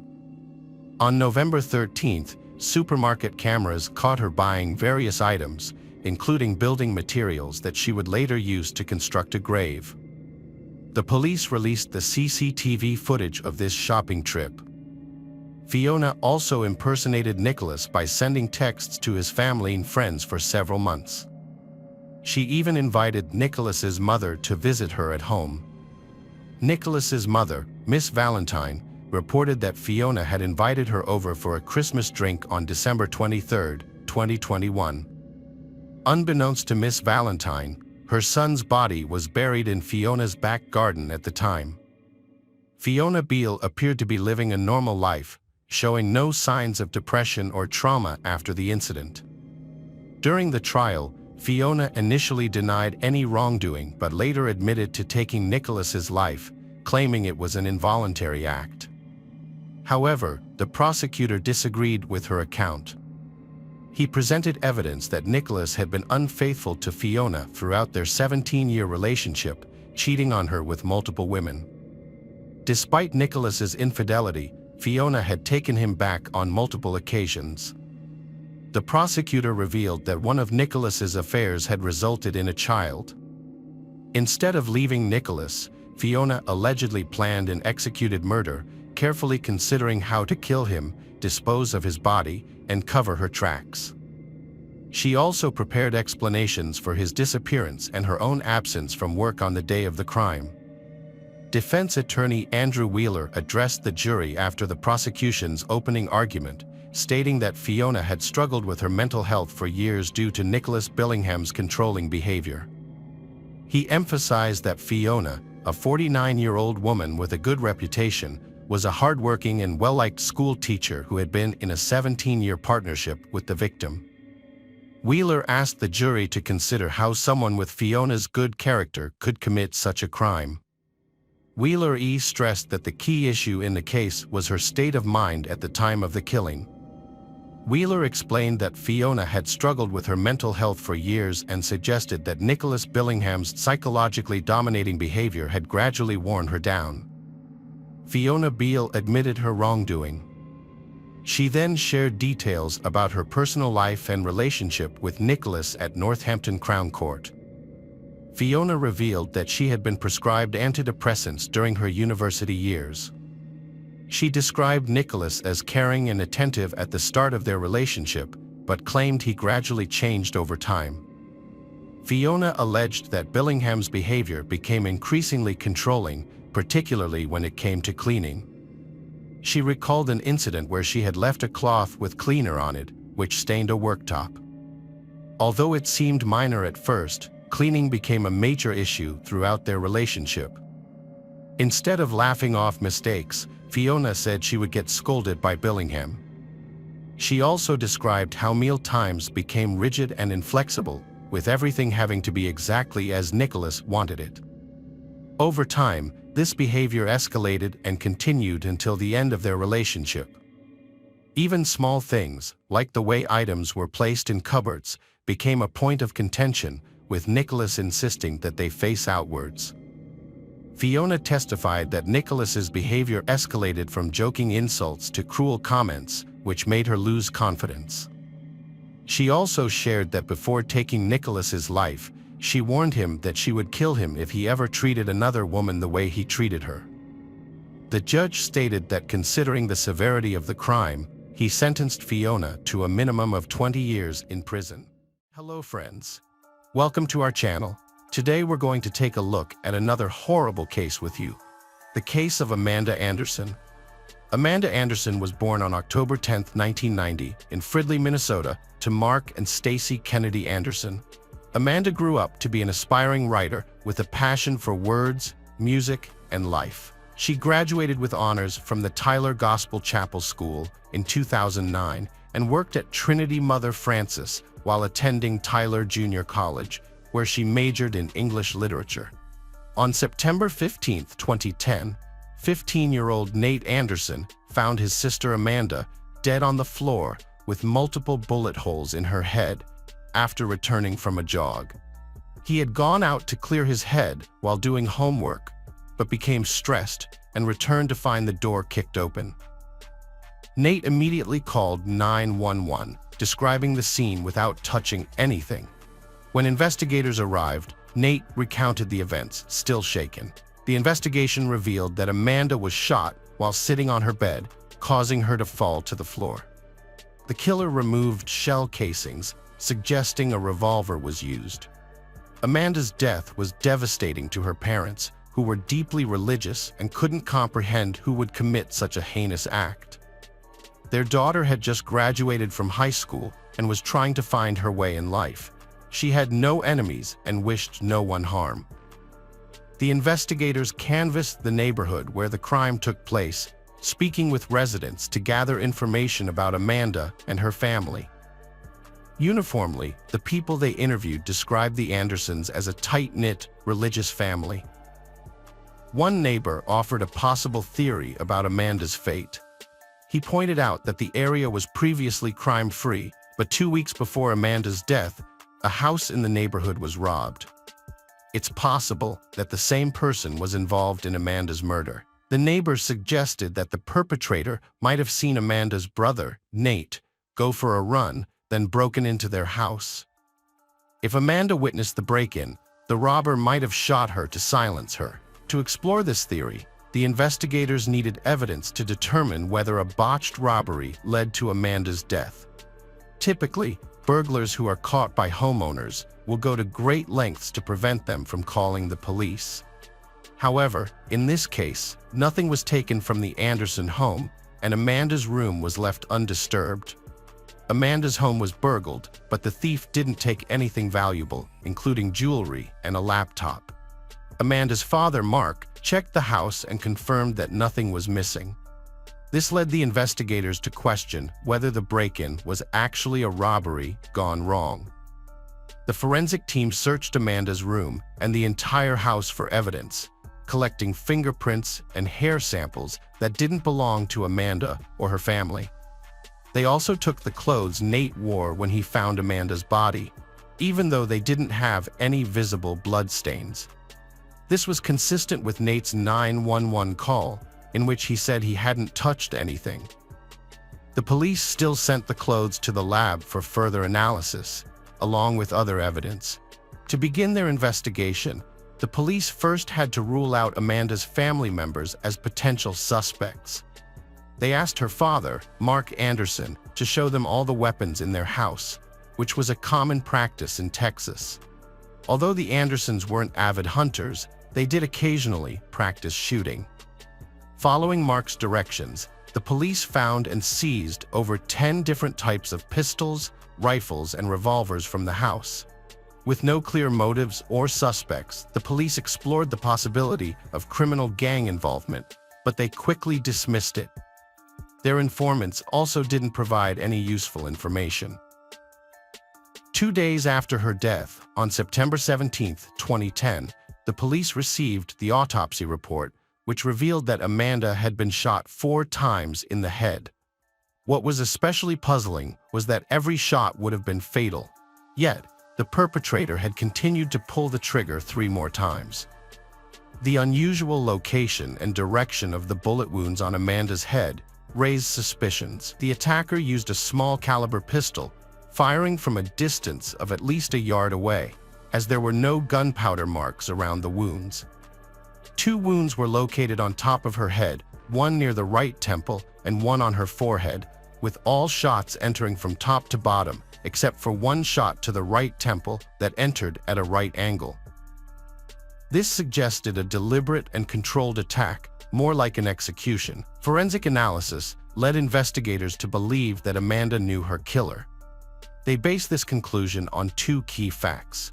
Firstly, Amanda was sitting on her bed, occupied with her laptop, when she was shot, indicating that she felt comfortable and safe in the presence of the attacker.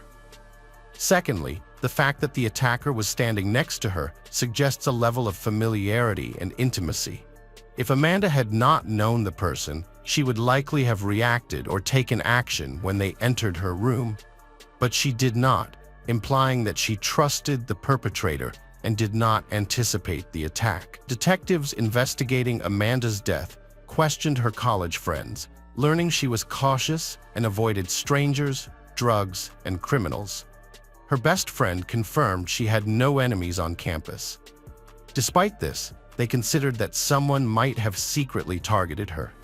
Reviewing college security footage and reports from the past year, they searched for suspicious incidents but found nothing useful. The police revisited the Anderson family to inquire about Amanda's personal life, suspecting a personal motive behind the brutal crime due to the multiple wounds. Amanda's mother was baffled by the incident, describing her daughter as a kind and diligent student who regularly attended church.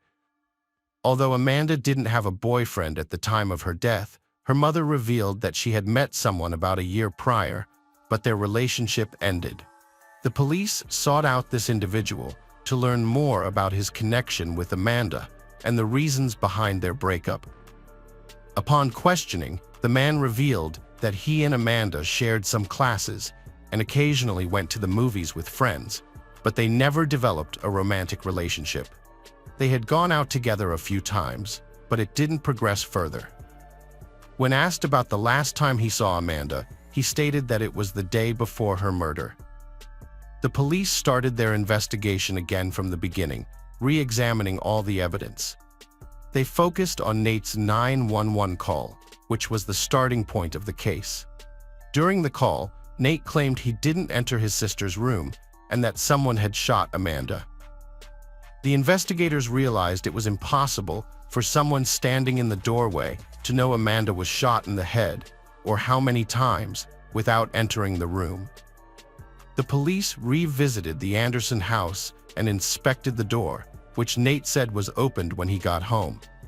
Although there were scratches on the door, the lock was intact, leading the police to believe someone was trying to make it look like the door was kicked in. The crime lab analyzed the weapons found in the Anderson house and concluded that one of the pistols was likely the weapon used to shoot Amanda. After a thorough investigation, detectives reached a conclusion. All evidence pointed to a family member as Amanda's killer. The murder weapon, a pistol, was hidden in a secure location, suggesting the killer knew exactly where to find it. Moreover, the killer returned the gun to its hiding place after the crime. On the night of the murder, Amanda's parents had solid alibis. Her father was dining with a friend, and her mother was at work. This left only Amanda and her 15-year-old brother Nate in the house. To find answers, investigators delved deeper into the events of that evening. It turned out that Amanda's father, Mark, had called her to remind her to pick up her mother from work. 12 minutes later, Mark received a call from Nate, who was crying and claimed someone had shot Amanda. However, this call raised a disturbing question. Why did Nate call his father before calling emergency services, unless he was trying to cover his tracks after murdering his own sister? The police required solid proof before making any accusations, as they didn't want to cause further distress to Amanda and Nate's parents. To gather more information, the investigators decided to question Mark Anderson, Nate's father, without directly accusing his son of involvement. During the conversation, Nate's parents became aware that the police suspected their son. When asked about Nate's recent use of the .22 caliber pistol, Mark revealed that he had given the gun to Nate a few days before Amanda's death, and that Nate had fired it in their backyard. The officers went back to the Anderson house and found 22 caliber casings in the backyard that matched the bullets found in Amanda's body. While this was suspicious, it wasn't conclusive evidence. However, 2 weeks later, a crucial clue was found. Nate's clothes, which he wore when he claimed to have found his sister dead, were tested with luminol, revealing traces of blood. Further analysis by a national blood spatter expert suggested that Nate was either in the room when the shooting occurred or was the one who fired the fatal shots. The tests confirmed that his clothes had Amanda's blood on them. Despite this, the Anderson siblings seemed to have a loving relationship. Photos showed them being affectionate, and their parents described them as best friends who often made videos together, including one just days before Amanda's death. The police were left wondering what could have driven Nate to commit such a heinous act. On November 10, 2010, police arrested Nate Anderson at a church, suspecting him of murdering his own sister. The accusation shocked everyone who knew him, as it seemed out of character. The trial began on October 24, 2011, and was an emotionally challenge for the Anderson family. Despite the evidence presented against Nate, his family remains supportive and refuses to believe he is capable of such a crime. According to his grandmother, Dolores Anderson, Nate is a kind and innocent boy who would never harm his sister. His parents, too, are adamant that he is not responsible for Amanda's death. For his mother, Stacy Anderson, the whole ordeal has been a nightmare. She is still adjusting to the loss of her daughter and now has to cope with her son's arrest. Mark expressed his outrage and disbelief at the accusation that his son killed his sister Amanda. The brutality of the crime, including the fact that Amanda was shot 4 times, has led Mark to conclude that Nate could not have committed the crime. Initially, Mark had some doubts about Nate's involvement, but once he learned about the 4 gunshots, he became convinced of his son's innocence. Mark is critical of the authorities, accusing them of ignoring evidence that exonerates Nate and instead focusing on evidence that supports their own case. He feels that they have already made up their minds about Nate's guilt, despite the fact that an expert had recommended that Nate be tried in juvenile court, not adult court. After Amanda's death, investigators found evidence in the Anderson home that shed light on the case. Prosecutors discovered that Nate's computer had a history of visits to adult websites and violent drawings. Furthermore, a text message on Amanda's phone mentioned someone should be shot, but the context indicated it was a joke about Nate not helping with chores and playfully shooting staples at Amanda. An expert testified that this evidence could be a motive for the crime. However, Nate's attorney argued that the evidence was not unusual or incriminating. Ultimately, Nate accepted a plea deal in February 2012 and pleaded guilty to a first-degree crime. He confessed to a psychologist and his parents that he had killed Amanda. In a statement, Nate and Amanda's parents shared Nate's confession. According to Mark Anderson, Nate told him that he shot Amanda with a pistol found in their home and asked for forgiveness, which he granted. Stacy, the mother, expressed the immense difficulty she experienced as a mother who loves both her children. Nate Anderson has been sentenced to 20 years in prison with the possibility of parole after 10 years. His attorney believes that agreeing to the plea deal was in Nate's best interest, as neither Nate nor his family wanted the case to go to trial. Regarding the motive behind the crime, Nate's attorneys declined to provide details, saying only that they know what happened and are choosing not to discuss it further. However, they did reveal that Nate has shown remorse for his actions, has asked for forgiveness, and has received it. The attorneys described the process of coming to terms with what happened as difficult and emotional. The authorities have determined that the incident was a hate crime, as there was no evidence of any other trauma. According to the Smith County Sheriff's Office, Nate will be eligible to apply for parole in 2 years. Hello friends, welcome to our channel. Today we're going to take a look at another horrible case with you, the case of Lauren Burke. Lauren Ashley Burke was born on December 30th, 1989, in Marietta, Georgia, to James Burke and Vivian Gershon, who later divorced. She had two siblings, Jacqueline and Chad Burke. After high school, Lauren attended Auburn University, where she studied graphic design and was an active member of the Delta Gamma sorority. She also played lacrosse and was involved in various campus activities. Her friends described her as a friendly, excellent student who was always smiling, happy, and helpful. Lauren started dating Sean McQuaid while still in high school, and they continued their relationship when they both enrolled at Auburn University. At that time, education was their top priority, but they still made plans for their future together. Tragically, on March 4, 2008, she began the day by having breakfast with Sean at a cafe at 11 a.m. She then attended class and called her father, James, to discuss plans for spring break and a dentist appointment. After finishing her conversation with her father, Lauren visited her friend Sean in his dorm room, where she stayed until the evening. At 8:30 p.m., she had a planned study session with her classmate Michael at the library. When Lauren left Sean's room around 8 p.m., it was already dark outside. She got into her car, a black 2001 Honda Civic, which was parked in the lot next to the dorm. This was the last time Sean saw her. Michael waited for Lauren at the library, but she didn't show up.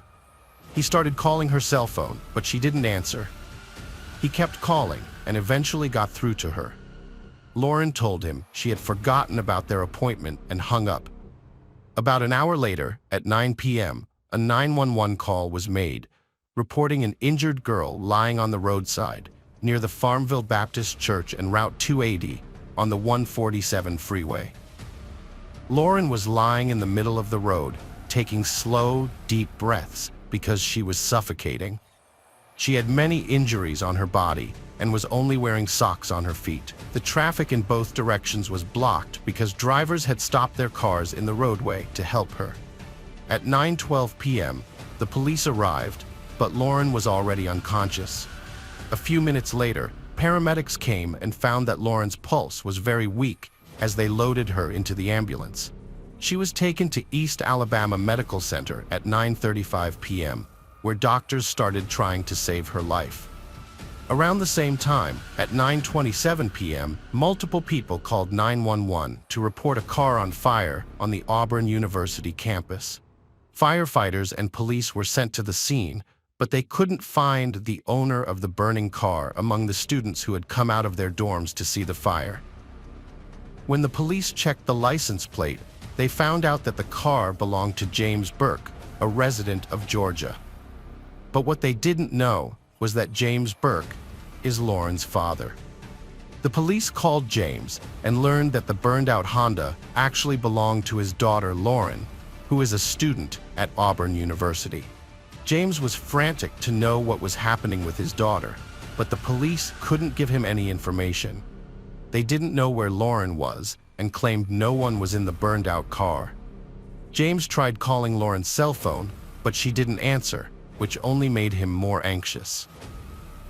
Desperate for news, James reached out to his daughter's friends, but none of them knew anything about her whereabouts or the car fire. He then contacted his ex-wife, Vivian, Lauren's mother, hoping she might know something, but she was also in the dark. Vivian called Lauren's boyfriend, Sean, at 9:40 p.m. to inform him that Lauren was missing and her car had been burned. Sean started making calls to their mutual friends to see if anyone had seen Lauren that evening. He discovered that she had canceled a library meeting, claiming she had forgotten about it. Sean was certain that Lauren hadn't forgotten her evening appointment because she had told him she was heading to the library when she left his room 2 hours earlier. Meanwhile, Lauren's family and friends were searching for her, unaware of the desperate situation unfolding at East Alabama Medical Center, where doctors were fighting to save her life. Lauren was brought to the hospital unconscious and without identification, so the doctors didn't know who she was. Despite their best efforts, they were unable to save her, and she was pronounced dead about an hour after admission. The autopsy revealed that she had died from a single bullet wound that had punctured both lungs. The shot had been fired from very close range, with the gun muzzle just inches from her skin. As police investigated the burned-out car on campus, whose owner was missing, they quickly pieced together the evidence and realized that the hospital's unidentified victim was Lauren Burke. On March 5, 2008, James Burke identified his daughter Lauren's body after traveling from Atlanta. The news of her death quickly spread throughout the Auburn University campus. As Lauren's loved ones mourned her loss, the police worked to uncover the circumstances surrounding her death, including the connection between her murder and the car fire. They also sought to determine whether other students were at risk. Investigators processed both the scene where Lauren's body was found and the area around her car for evidence.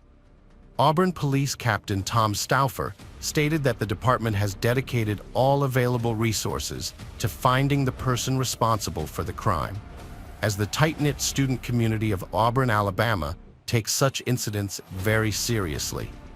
The police are deeply invested in solving the case and will not rest until the perpetrator is caught. To aid in the investigation, Alabama Governor Bob Riley has offered a $10,000 reward for any information leading to an arrest. The burned-out car belonging to Lauren Burks was brought to the Auburn Police Department, where state forensic laboratory investigators and state fire chief's office officers examined the charred remains. Their search uncovered burned clothing fragments, a melted digital camera, and the car's owner's manual. A significant discovery was a .38 caliber bullet found under the front seat, suggesting that the car's interior may have been the crime scene and that the perpetrator had set the fire to destroy evidence.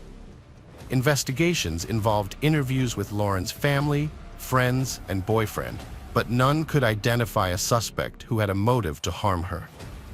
Prior to her death, Lauren had been at a Sean's dorm, so detectives searched his room but found nothing linking him to the crime. After talking to Michael, the person Lauren was supposed to meet at the library, detectives discovered that when Lauren answered his call, he heard a sound similar to a moving car in the background. This new information led them to investigate further, and they found that Lauren's bank card had been used multiple times shortly after she was found lying in the road. It seemed likely that the person using Lauren's bank card was involved in her incident, so the police started searching for them. However, the case took an unexpected turn soon after.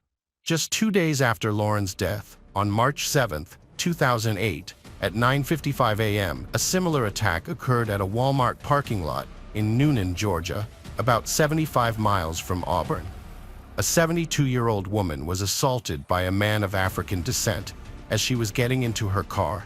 The attacker hit her on the head, threatened her, and forced her to move to the passenger seat. He then got into the driver's seat and tried to drive away, but realized an eyewitness was following him and calling for help. The perpetrator, fearing the police would be called, returned to the Walmart parking lot where they had initially been spotted. They abandoned the stolen vehicle, got into a nearby silver Chrysler Sebring, and sped away.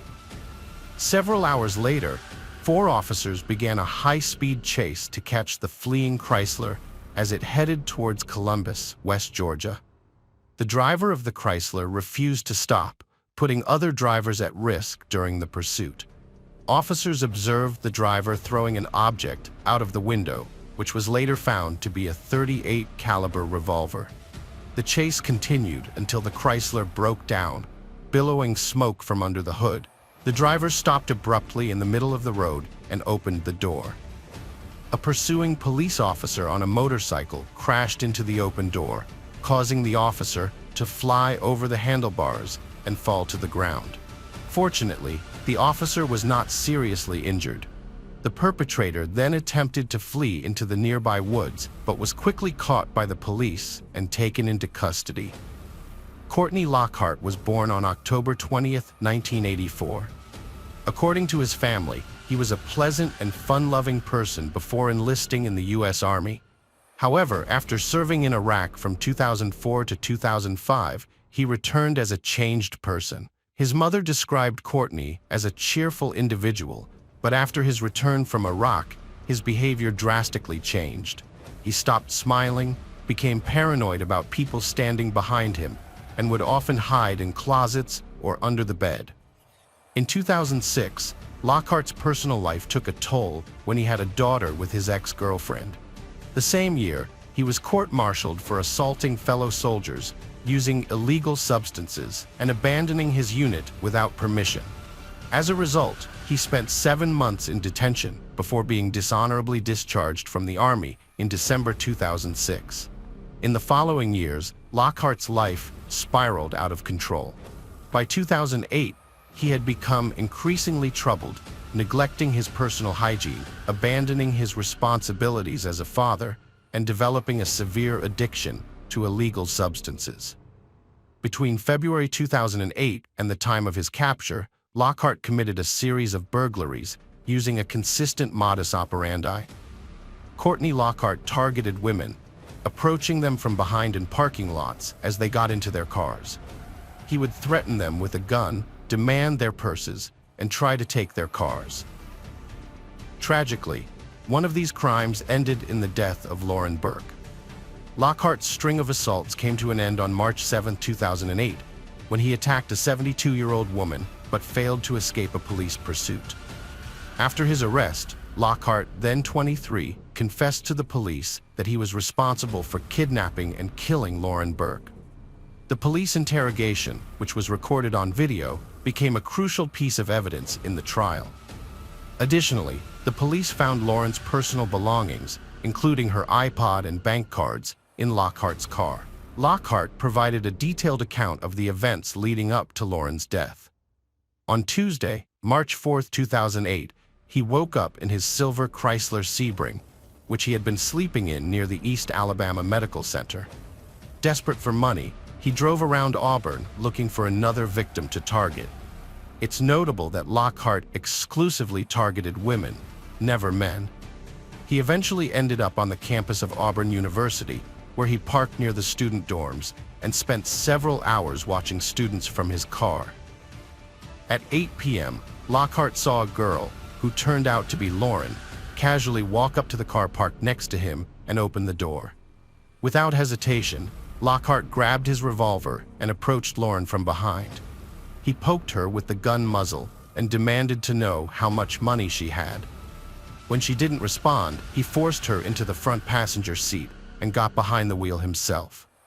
Lauren was initially silent, but then screamed in fear. Once she calmed down, she handed Lockhart $200 from her purse, begging him to leave. However, instead of leaving, Lockhart threatened her with a gun, ordering her to remove her clothes. Lauren complied, leaving on only a pair of socks. Lockhart's motivation for making her undress was his mistaken belief that she would be less likely to try to escape without clothes. Lockhart then drove around Auburn, holding Lauren at gunpoint with one hand while steering with the other. Lauren attempted to talk him out of his criminal actions, and when he claimed his life was over, she promised to help him find a job in an effort to de-escalate the situation. Meanwhile, her phone started ringing, and Lockhart instructed her to answer it and make up an excuse to avoid arousing suspicion. Lauren was supposed to meet Michael at the library, but when he called to confirm, she claimed to have forgotten and quickly hung up. Later, Lockhart drove her through the city streets as she persistently begged him to release her, offering to help him overcome his personal struggles. As they drove down Highway 147, Lauren made a desperate attempt to escape by opening the car door and trying to jump out while the vehicle was still moving. In the ensuing chaos, Lockhart admitted to accidentally firing a shot, which tragically pierced both of Lauren's lungs, and she also sustained injuries from the fall. Lauren regained enough strength to wave at passing drivers, but soon lost consciousness. Lockhart, who had abducted her, parked his car outside a church and watched as people began to stop and assist Lauren. Realizing the police would soon arrive, he hastily left the scene, planning to destroy evidence he had left in his car. Lockhart drove to a gas station, where he used Lauren's bank card to buy a can of gasoline. He then doused the interior of his car with the gasoline, got back in, and drove to the campus where he had initially taken Lauren. His Chrysler was parked there. As he drove, Lockhart became lightheaded from the gasoline fumes, so he rolled down the windows to let in some fresh air. Once he arrived on campus, Lockhart stole $46, an iPod, and Lauren's bank cards from her car. He then set the car on fire and drove away in his Chrysler. At a gas station, Lockhart filled up his tank using Lauren's money, then returned to campus. However, investigators began to question Lockhart's story, suspecting that he had ulterior motives for making Lauren undress. They thought that Lockhart's goal was not to prevent her from escaping, but rather to exploit her in some way. When Lauren jumped out of the moving car, Lockhart's true intentions were foiled. The investigators were skeptical about Lockhart's claim that he accidentally shot Lauren. Given his military background and experience with guns, it seemed unlikely that he would accidentally discharge his weapon. Instead, it appeared that Lauren realized she was in grave danger and decided to escape by jumping out of the car, at which point Lockhart intentionally shot her. Forensic tests confirmed that the bullet found in Lauren's car was fired from the same gun Lockhart had abandoned during a police chase. Expert analysis also ruled out the possibility of an accidental shot, as the trigger required significant force to fire. On March 9th, investigators questioned Lockhart for the second time. The next day, he was officially charged with multiple crimes related to Lauren Burke's case. The trial started on November 8th, 2010. Lockhart's lawyers argued that their client suffered from a mental illness due to his military service, and that Lauren's shooting was accidental. According to court records, Lockhart pleaded not guilty, citing mental defect or insanity as the reason. Lauren was initially silent, but then screamed in fear. Once she calmed down, she handed Lockhart $200 from her purse, begging him to leave. However, instead of leaving, Lockhart threatened her with a gun, ordering her to remove her clothes. Lauren complied, leaving on only a pair of socks. Lockhart's motivation for making her undress was his mistaken belief that she would be less likely to try to escape without clothes. Lockhart then drove around Auburn, holding Lauren at gunpoint with one hand while steering with the other. Lauren attempted to talk him out of his criminal actions, and when he claimed his life was over, she promised to help him find a job in an effort to de-escalate the situation. Meanwhile, her phone started ringing, and Lockhart instructed her to answer it and make up an excuse to avoid arousing suspicion. Lauren was supposed to meet Michael at the library, but when he called to confirm, she claimed to have forgotten and quickly hung up. Later, Lockhart drove her through the city streets as she persistently begged him to release her, offering to help him overcome his personal struggles. As they drove down Highway 147, Lauren made a desperate attempt to escape by opening the car door and trying to jump out while the vehicle was still moving. In the ensuing chaos, Lockhart admitted to accidentally firing a shot, which tragically pierced both of Lauren's lungs, and she also sustained injuries from the fall. Lauren regained enough strength to wave at passing drivers, but soon lost consciousness. Lockhart, who had abducted her, parked his car outside a church and watched as people began to stop and assist Lauren. Realizing